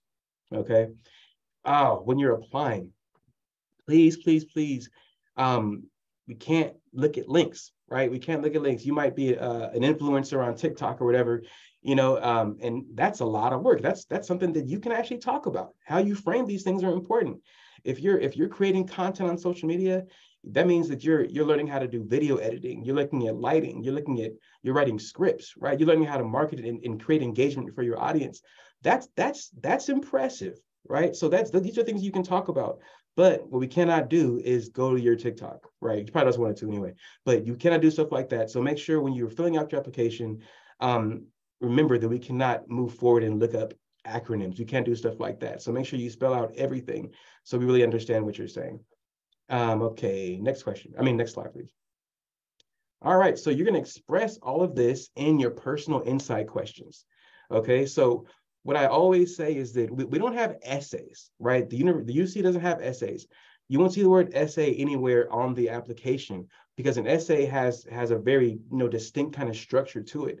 If you were to write an essay, a standard essay that has an intro and a body and a conclusion, then that means you're spending 1/3 of your space on the intro, right? Saying what you're going to say, the other third summarizing what you said, and that leaves very, very little space for the actual content, okay? These are very, very short responses, 350 words. So what's important is that you get as much detail and content into those. You want to pack that in as possible, right? We all read the same. No questions are more important than others. So there's 8 questions. You pick 4 of those questions. You pick the ones that you feel comfortable answering, right? I see it so often where students might want to answer the leadership question because they think that's what the UCs want to hear. No, we want to hear where you're strongest, okay? Don't answer the leadership question if you feel like you don't have a very strong response for it, right? So look at those questions. There's worksheets, all kind of stuff, and I'll help you with that as well. And feel free to reach out in the future. Okay, next slide, please. Okay, so I want to provide some tips. I love the fact that you all are juniors because that means you still have that opportunity. You have this semester, right, to get your GPA up to where you want it, okay? Not only do you have this semester, but you also have the summer after your junior year. So if say 10th grade for you was difficult, right? You're like, oh, I had a hard time 10th grade, things happened, right? 11th grade, you're on a roll, you're on the ball, you got it. you're still not where you want to be, you can take courses at during the summertime to help increase your GPA. You can also take courses at community college, right, to increase your GPA, because those courses are going to count as honors and AP classes, right? That's an awesome opportunity. All that stuff is going to be important. Okay, A through G's, right? I've seen students, A through G's and APs, I've seen students try to take APs or extra A through G courses and maybe in disciplines they might not be super strong in. You know, say you want to major in English or political science. Don't take all that science if you don't feel comfortable with all the science classes, right? We'd rather see you take more writing, right? More creative writing, internships and things like that. It's really, really important. Okay. And then GPA, right? GPA it's more important now. Without us using the SAT, GPA takes a very, very strong role in this, but also not just the GPA alone, but remember the GPA in context, right? How many APs are you taking? How many IB courses are you taking? Did you complete the IB certification, right? All that stuff is going to really make you look stronger as an applicant. Okay, next slide, please. Next, we look at extracurriculars, right? Again, that's really important because we're looking at the whole student. And what we're looking for are students that are going to contribute to the University of California, right? We are looking for diversity of experience. We're looking for students that can teach each other and students that benefit from each other while they're here. So being involved in things like sports or like Boy Scouts and Girl Scouts or student orgs, right? It's all super, super, super important. But I always say, you know, don't do it just to do it. Do it because you actually like it. Okay, so we ask, what is meaningful to you, right? I've seen students join programs they're really passionate about. If you're active in an activity you're passionate about, you're gonna just do better at it, right? So make sure that you actually like what you're doing, and that's gonna help you enjoy it, which is nice, right? It's always nice to enjoy things, and also you'll have that strong experience. One thing I really, really want to mention here is, how do you contribute, right? So when you're talking about your role on the yearbook, right? Say you're on the yearbook staff, you can say what your role was on yearbook. Say you're editor, say you're one of the photographers, or say you're copy editing. Tell us more about what you did and how it impacted the entire team that was working, right? So one level is saying, okay, I was on yearbook, right? That's great. You tell us that. That doesn't really give us much information because you could be doing a range of different things, right? But now you're saying, okay, I was editor of the yearbook. All right, that's cool, right? That tells us a lot more, but we still don't know exactly. So now what do you say? You're saying exactly what the editor does. As an editor, how did you contribute to the creation of the yearbook? And that's the kind of content, right, that we're looking for. Online activity counts, right? I know that ninth grade especially, and I think even 10th grade, some of you all were still during COVID, I think 9th grade, I guess. So a lot of students got involved in online activities or were creative in ways to keep their brains active during that time. So feel free to talk about that as well. All right, next slide, please. I'm trying to speed up. I know we're past time. Okay, picking a major. I'm not going to spend too much time on this. I talked about it earlier. We do have 800 degree programs. You'll find a range of different majors and all kind of ways to figure out what you want. Every UC has an undeclared major, right? Some UCs are going to be selective with their majors and some are going to not admit by major. Like Santa Barbara, letters and science, we don't admit by major, right? But for engineering, we do. Other campuses, they will admit by major for engineering or for business or things like that. Okay, so just be careful with this. When you're applying, you can pick 2 different majors, right? So you can pick, say, your computer science or an art history, right? That means you'll be evaluated twice when you're applying because we have different colleges for those campuses. Okay, next slide, please. Oh, sorry, next slide. All right, so here's some references, and I'll share this with Mrs. Mitchell and the counseling staff to really get you all more details on the UCs and make myself available as well. Okay, next slide. All right, so this is looking at undeclared majors, right? So you have Berkeley. Again, you can apply undeclared. It does not affect your admission. Again, so you can say, I don't know what I want to do, but I want to come to school here, and that's not going to hurt you in every single case for the UC. Okay, next slide, please. And here's more. So alternate major, right? If you put 2 different majors, you can do that. If you put 2 majors in the same college, like say you put computer science and electrical engineering in the same program, then that's going to be a challenge for you. So you want to pick two different majors from different colleges. Okay, next slide, please.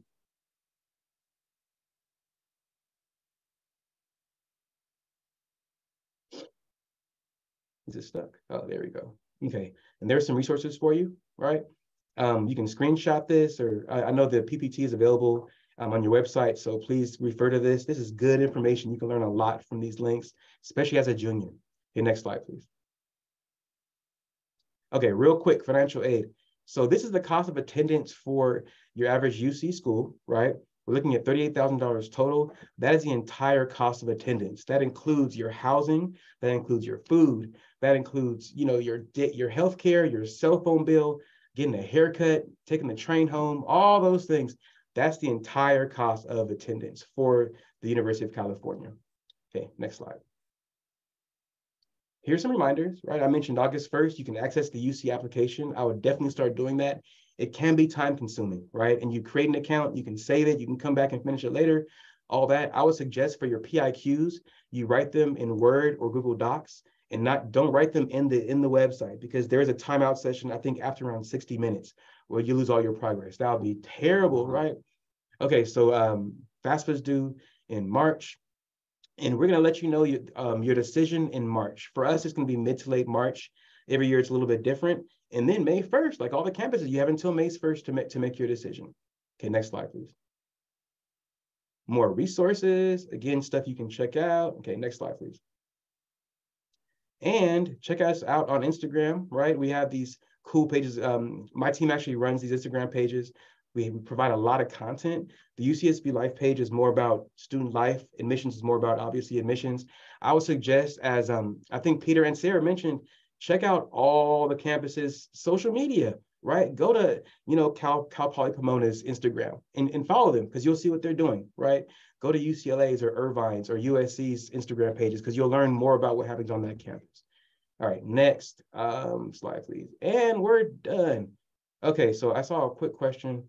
Okay, our UC's 38, yes, that's for 1 year, right? That's $38K for a year. We do have financial aid. I know, I think it was Ms. Lewis that mentioned all the financial aid that is offered. There are opportunities for financial aid. A lot is based on income, but we do have academic scholarships as well, right? So I'm out of here. Thank y'all so much, but I want to maintain a relationship with this high school. I love this high school, so I look forward to seeing you all again. Thank you. Thank you so much, Mr. Mathis. There's so much content. So again, students, please give yourself a pat on the back right now, because it's well-deserved. Plus, it's a nice way to stretch.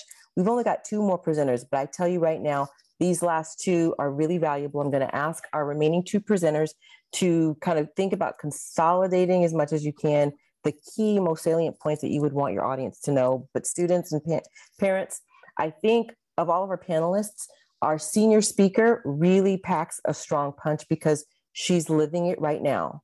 She's just gone through the very processes that all of these experts have talked about.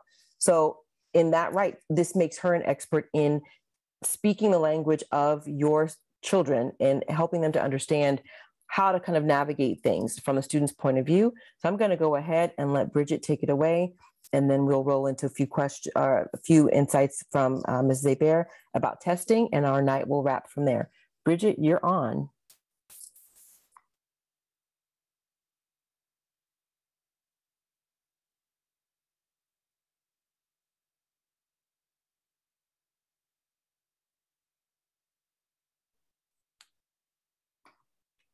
Let's see, is she unmuted?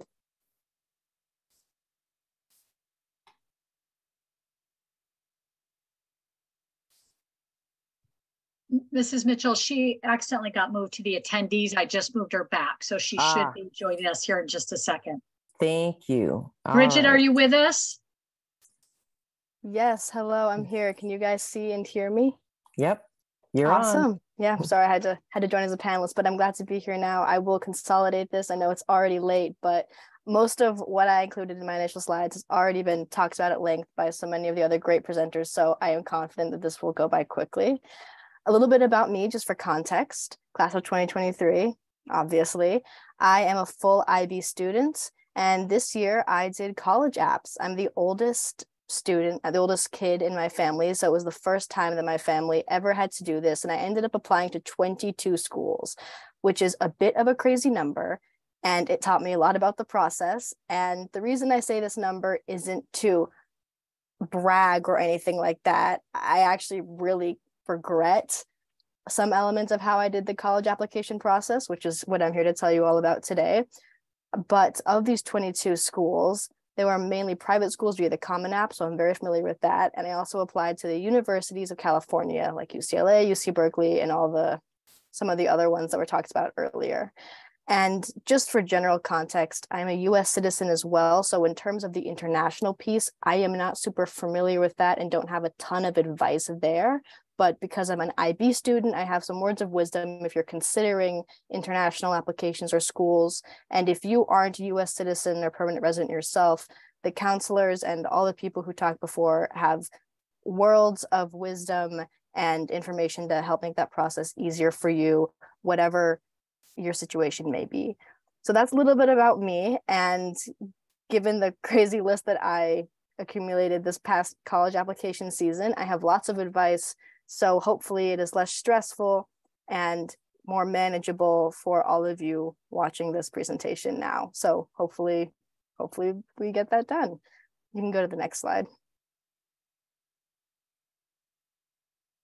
Awesome.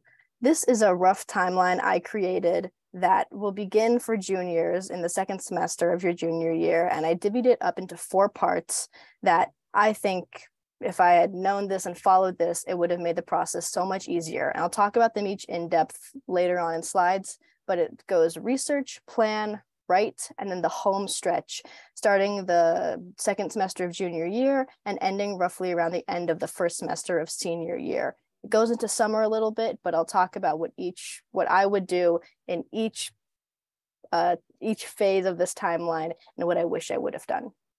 So we can move on to the first phase, which is research. I think that this is the easiest way to get excited about college, and it's what I wish I would have done, which is just Google, just research. Even research itself sounds so formal, but really, I wish that I had just started Googling schools I was interested, Googling things I wanted to study, and just learning about the process. I didn't know a lot about college and how to even apply until kind of late in the process. And that's part of the reason my list was so long. I didn't know what I was doing.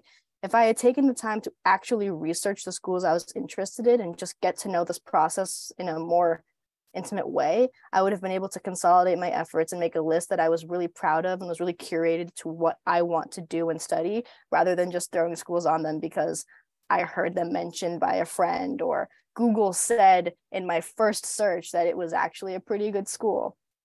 So I would encourage everyone at the second semester of junior year, or whenever the school year begins to wind down more or less, or you just have a free period or a free evening, start Googling. Ask yourself questions. Location, where do you want to go to school? Does weather impact it? I am Southern Californian born and raised, so going to the East Coast was a little intimidating for me. I applied to some schools there, but weather definitely matters. What about majors? What about school size? And as aforementioned by other people in this presentation, tours and fairs are so useful. We've already talked about virtual and in-person tours and college fairs, so I'll gloss over that. But I want to emphasize the Career Center. I used the Career Center at CHS so much this past semester, my first semester of senior year, and it was really, really useful and put lots of schools on my radar that I didn't know about prior to going. And it also is staffed by people who know so much about this process and are open pretty much all of the time. Whenever my SchoolLinks has an issue I'm not sure how to solve, or I have a question about what I should or should not do, the Career Center was so useful and so accessible. And I feel like people aren't aware of how useful of a tool it is. So come senior year, when you log on to SchoolLinks, and you'll see things like schools who are visiting the Career Center or informational meetings and stuff of that nature, really recommend going, especially to the one-on-one presenters and representatives from schools who go to the Career Center, who come from all over the country to CHS and talk to you. You get to talk to the people who read your applications. That's what happened to me for some of the schools that I popped in to see what they were up to at the Career Center, and it was really, really useful. Utilize it. It's a long way to say utilize it. Familiarize yourself with SchoolLinks, as aforementioned, very important. it will become your second home, at least digitally. And if you are interested in international schools, begin exploring.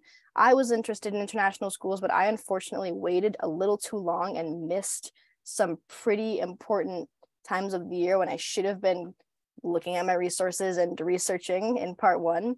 And if you're interested in applying internationally, talk with your counselors and talk with Ms. Sieg, honestly, as early as now, because as far as I'm aware, many international schools have applications that open up very early in the year, in like June or whatnot of 2023.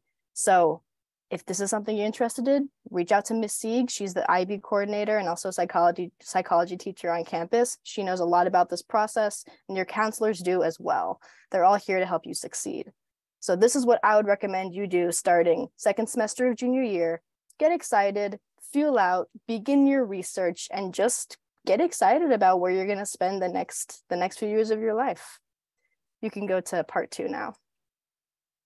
Plan. I know that summer is a tricky time for everybody, and it's not just 3 months of doing nothing. People have jobs, commitments, internships, traveling. I spent a lot of this past summer out of the country, so I know it's not one shoe fits all, but I think that you're able to incorporate most of this into your summer at some point or time.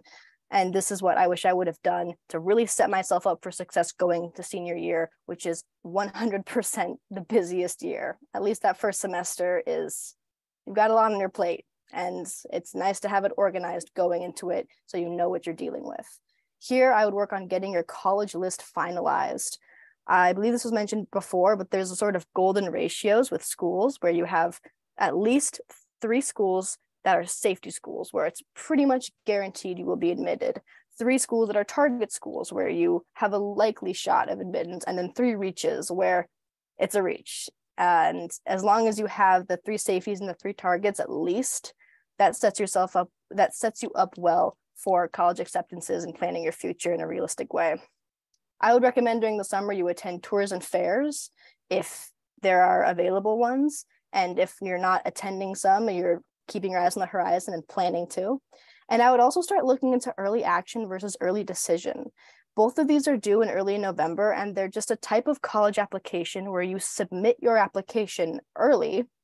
Most of them are due in December or January, but these ones are usually due early November, and they mean different things. Early decision is a binding application where you submit your application, and then if that school admits you, you rescind all your other applications and you are committed to that school. It's not for everybody. It's a little intimidating, I will admit. And for some people, this is great, works for them. They've got a dream school, they want to do it. Me personally, I didn't have a dream school. I still don't have a dream school. So I did not apply early decision anywhere. But I did apply early action to a good handful of schools. And that was great because when you apply early, you get your results early. So I've already been contacted by all the schools I applied to early, and they have let me know whether or not they will admit me or not. And that helped me plan the rest of my college application because I was thinking, okay, well, this school already said yes, for example. So maybe I won't apply to this other school that I was thinking of, and I can consolidate my work and cut my list down. And it also boosts your chances a little bit. It really varies from school to school, and this is by no means a golden ticket to get in anywhere, but usually your percentage will increase by a little bit if you apply early action or early decision. But start planning during summer because these deadlines approach rapidly, and you don't want to be wondering whether or not you're going to apply somewhere, especially ED in mid-October. That's something you really want to discuss earlier, especially in terms of the financial piece. During summer, if you're applying to private colleges or thinking of it, I would recommend starting your Common App essay. This is one thing I did do that was so useful. Starting the Common App essay that will get sent to every single schools, because once that's out of the way, you get to focus your energy on the individual checklist for each schools, and that is so much more doable than the big Common App essay. Also, I would recommend starting the counselor and teacher questionnaires. If this is not familiar to you now, it will be. It is just a sheet where you talk about yourself, and your teachers and your counselors get to know you a little better. So when they write your letters of recommendation, it's intimate and a genuine reflection of you and your character. And I would also begin entering information on the application portals. This is the most boring part, but just entering data, entering numbers, the UC application, the Common application, the Cal States, there's a lot of just putting information in. And it's not the most fun, but it's got to get done. So put some music on and I would enter all that in. So you just set yourself up for hitting the checklist for each school and not worrying about things like entering info or the Common App essay or any of that stuff. So this is how I recommend you weave this into your summer in whatever way works for you. And you will be setting yourself up very nicely for senior year. Speaking of which, we can move on to part 3. Writing the entire semester. You're going to write so much, at least in my experience. I know this varies based on private versus public and what schools you apply to, but for those who are applying to private colleges, the writing begins. Most schools have supplemental essays, so you're going to be in charge with answering those. And this is also where you're doing things like turning in your questionnaires and confirming your letters of recommendation. You have teachers writing you letters of rec, and you want to make sure that those teachers know they're writing you a letter of rec. Some teachers have so many classes and so many students, and so their slots fill up fast. And so if you have a teacher who you think knows you really well or is going to really sell you in a great way, you should communicate with them. The earlier, the better. If you ask them now just to run it by them, that would not be crazy. That's what I did my junior year. I approached my teachers and I said, hey, you think you want to write me a letter of rec? More polite, of course, more formal. And they said yes. And it was not confusing and great and stayed on track up until now. During the first semester of senior year, you were turning in your early action application through early November. So again, plan during summer. And the UCs and the Cal States are due November 3rd. So writing, so much writing for all of those things. And one piece of advice that I don't think is common knowledge when I talk to my peers is that you can schedule interviews with schools during this time. Some schools on their website have the opportunity to just go in and schedule your own interview. I did that with a lot of schools. And other schools have things like the admissions director's email or contact information on their website. So if you're interested in a school or you're on the fence, or if you really like a school and want to show your enthusiasm or just anything you want to know about, in my experience, schools are so receptive to you being interested. And I never got the word no as a result when I emailed somebody and said, I'd love to talk. I'd love to know more about your school. So if you're interested, shoot an email, schedule the interview. The worst they can do is say no. And nobody said no for me. Not saying it won't ever happen, but it is better to try and learn than to not try at all. So schedule interviews, show your interest, and learn about the schools you're applying to, and get ready for some writing. And that leads us into part 4, the home stretch. This is where we're at now. This is where I'm at now as a senior. It's the end of the first semester of senior year. This is where most of the applications for private colleges are due, early January to mid-January. It's when you also start hearing back from your early action, your ED schools. So potentially by this time next year, if you applied early action or early decision to a school, got in, and you know you're committed to that school in ED, that will be your reality. You will be committed to that school if they accept you. You're going to be done with college applications by this time. That's appealing. So give it some thought if ED is something that you are interested in pursuing. But regardless, you will hear back from those schools and you're able to plan and tailor your list according to that. And this is where you should start thinking about the next steps in terms of financial aid. We've heard a lot about financial aid, so I'm not going to talk too much in detail about this, but I would recommend starting or at least getting a really good hold on FAFSA and the CSS profile so that you have it ready and you can start sending it off to schools. That's what my family chose to do. And despite our floundering, having never done this before, it was a really great choice that made it less stress in the long run. The most important thing in this whole slide, check your email. Have an email, to my juniors watching, have an email that you check regularly and is accessible, and check it all the time. I check my email like a dozen times a day. No exaggeration. It's on my school iPad. I'm refreshing every hour of the day, because that's how you keep track of your applications, and that's how you will get communicated if there's an issue. If there's an issue with my application, they will, and they have sent me an email and said, hey, you got to fill this in. This didn't come in yet. You need to do this, XYZ. And if you're not checking your email, you could very well miss that. And now your application has some issue that needs to be resolved that you don't know about, or don't know about until too late. So stay up to date with your email. And during the home stretch, as it begins to wind down and you submit stuff, I would also recommend scholarships. There are lots of websites that you can be used to find tailored scholarships and enter in scholarship raffles and whatnot. I included some under the scholarship bullet point. And I think it's a very useful opportunity and tool for college, for financing college. It's not a replacement for FAFSA or CSS by any means, but you will begin to have the downtime, and it doesn't take a whole lot of commitment to spend an evening just browsing these websites and clicking enter to the scholarships that apply for you. Some of them are literally so easy that it will just say, do you want to enter this raffle? And you can click yes, and you're entered. So in my opinion, nothing really bad comes out of this. You don't have much to lose. There was a homeroom episode about this, a homeroom lesson about this, I think a couple weeks ago. So these names should be sort of familiar to the juniors, but if not, here's a great refresher. And this is what I recommend that the first semester of your senior year, the end of it, will look like if you stay on track with this timeline. That was a lot of advice.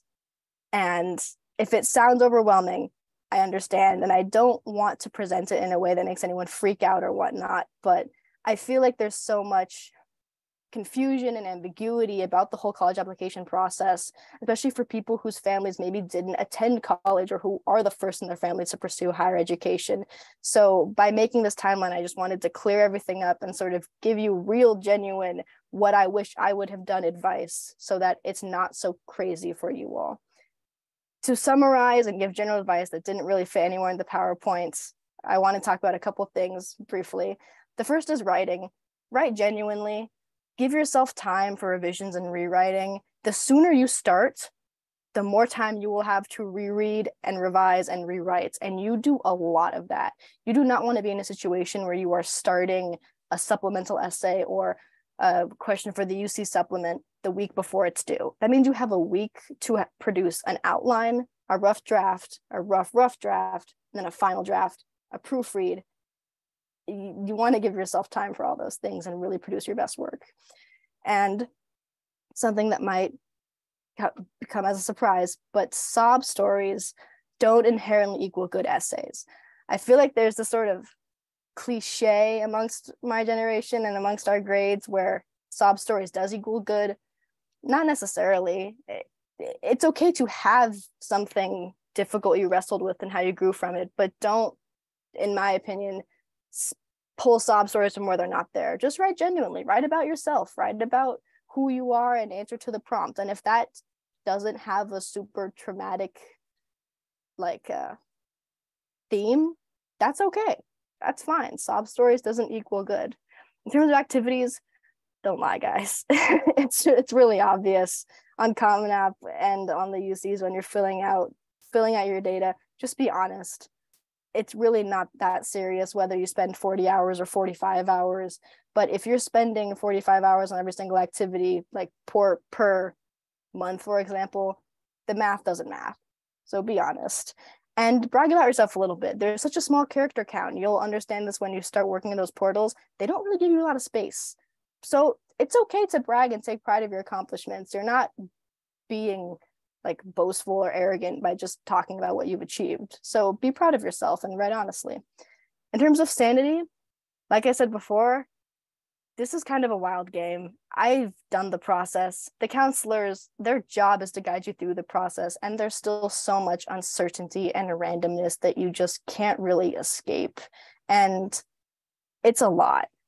And when March comes around, or when, in my case, December, November came around and we started hearing the first results back, there's a lot of competition and a lot of, oh, what would this school say for you?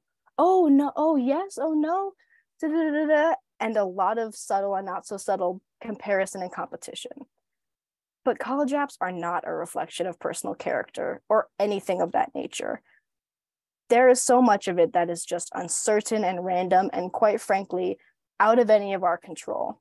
So give it your all, plan accordingly, take pride in all that you do, and when you are in my shoes and you can reflect on your college application experience, be proud of what you did and how you planned, and however it goes, you did it. But remember that at the end of the day, it is not a reflection of your character.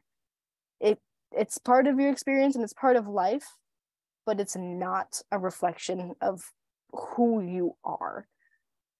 That, I think, is the biggest takeaway. Even when the results come out, even when all the weird competition starts, if it hasn't already started, it's just college applications.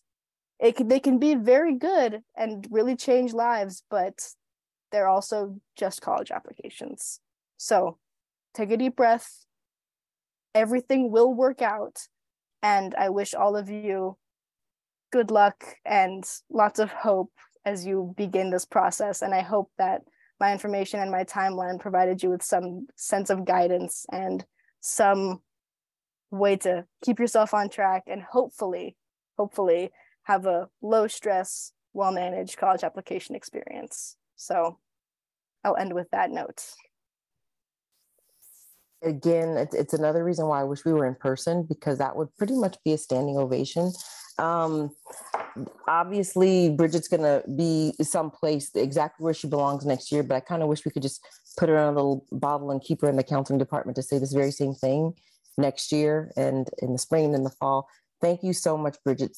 Students who are here, I'm so glad that you stayed on, because we always say we think our student presenter really speaks in a way that it could be probably the most valuable, just because it's so fresh and everything that she's told you has been very honest. And we so appreciate that, Bridget. Thank you from the bottom of our hearts. We're at the last presenter, and then we'll have the really brief post survey that won't take you guys very long at all. We're going to introduce now Ms. Hebert. There's a lot of questions that often come up with SAT and ACT, especially in recent years, since many universities have made it optional or test blind. So she's going to speak to that very briefly, and then we're going to wrap up the night after that. So please stick around. She's got some important information. Don't forget to use that Q&A. We're still answering questions, so take advantage of that. And Ms. Hebert, you're on. All right. Greetings, everybody. My role is to explain the admission testing that the class of 2024 will likely experience next fall. Next slide. If this were 5 years ago, this presentation would be much longer, so we're really lucky. There's been a lot of changes in admissions, admission testing, and how many colleges require it, what they require. Certain tests have gone away permanently, like the subject test. If you're a student with an older sibling or parent with a child that went to college or applied to college 6-10 years ago, there's been massive changes. Some of the terms that you're seeing now as you're applying or looking at colleges and thinking about applying to them next fall, you're seeing terms like test-free, test-blind, and test-optional. So let's talk about what that all means. Next slide, please. All right, so the ACT and the SAT are the two admission tests that we have in the US. And actually, these tests are administered internationally. They're very well known. The SAT is one test, and it has two components, a reading and writing component and a math component. The SAT has changed over the last many years, 25 years. It's the oldest test in existence for admissions, but currently it has two components, reading and writing and mathematics. The scores range from 200 to 800 per section, excuse me. And a perfect score could potentially be 1,600. Perfect scores are not common, and they're not widely expected. The other admission test is the ACT, and the ACT is comprised of 1/4 English, 1/4 math, 1/4 reading, and 1/4 of the exam is science. And the scale is 1 to 36 possible points, with 36 being a perfect score. These are the two exams that exist currently for kids. Next slide. So the question is, do you need to take the SAT or ACT? And that answer will depend on where you're applying. Currently, as we've heard tonight, the University of California does not require admission testing. They do not need it, nor does the CSU. They spoke to that tonight as well. If you're an aspiring athlete and you're hoping to play sports in college, the NC2A has suspended their prior need for admission test scores. They've suspended it due to the pandemic, and they're actually meeting right now to make a permanent decision on the need for test scores in the future. So stay tuned. We promise to let you know what their decision is this week with the NC2A and needing test scores. But the last three graduating classes have not needed SAT or ACT for the NC2A. Most colleges, over 75% of US colleges and universities, are currently test optional. What that means is if you want to submit a test score, you can, but it's not required. Questions about should I submit or not will depend on a lot on what you're looking at. If you are applying exclusively to UCs and CSUs, you don't need to test at all. But if you think you might be applying to a private school or a public school that recommends or has test optional practices, then it might be to your advantage to think about taking the SAT or ACT either later this spring or early next fall in your senior year. Next slide, please. So here is a list, a very small list of schools that require students who are applying to their school to take either SAT or ACT. They include MIT, Georgetown, Purdue, and the 3 naval academies listed. The other universities listed here are in states like Florida, Georgia, Tennessee that recommend and want test scores to help identify merit scholarships and or placement. So as you can see, the list is small, but if you are applying to any of these schools that want test scores, you know your next step. Next slide, please. If you want further information about admission testing, Fair Test has been an organization that has been very active and instrumental in changing many of the testing requirements in US colleges and universities in the last decade. And Fair Test will have a list of schools that are test optional and their practices on test optional. If you are thinking about taking the SAT or ACT, think about taking it this spring, maybe in May, maybe in June.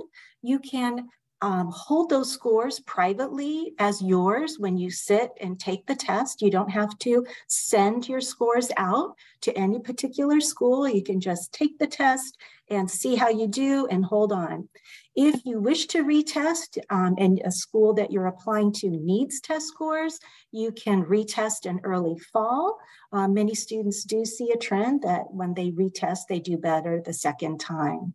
But if again, you're looking at test-free or test optional schools, you have the choice to decide.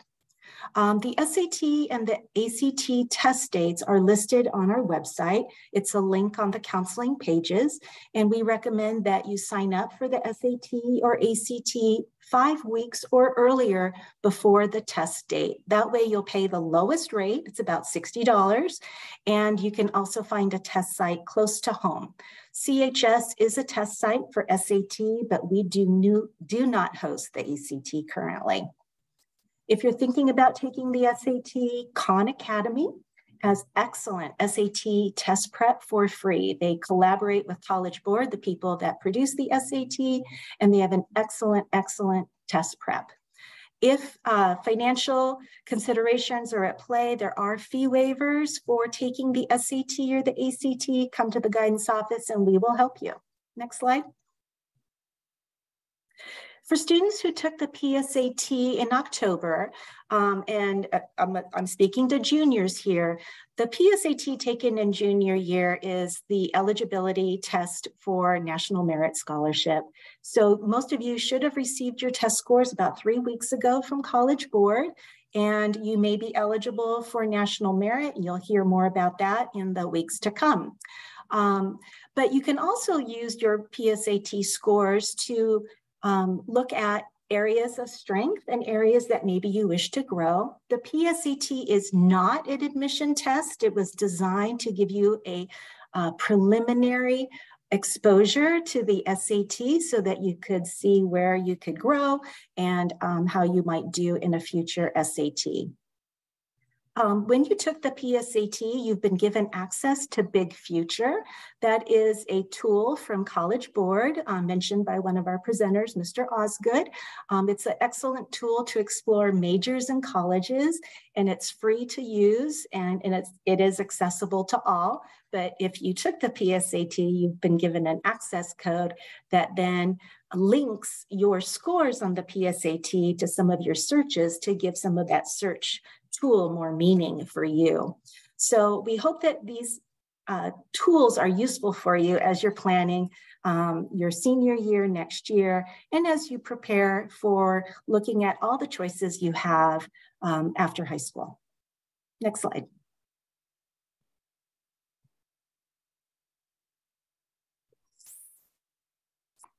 Sorry, I was in the middle of responding to a question in the chat.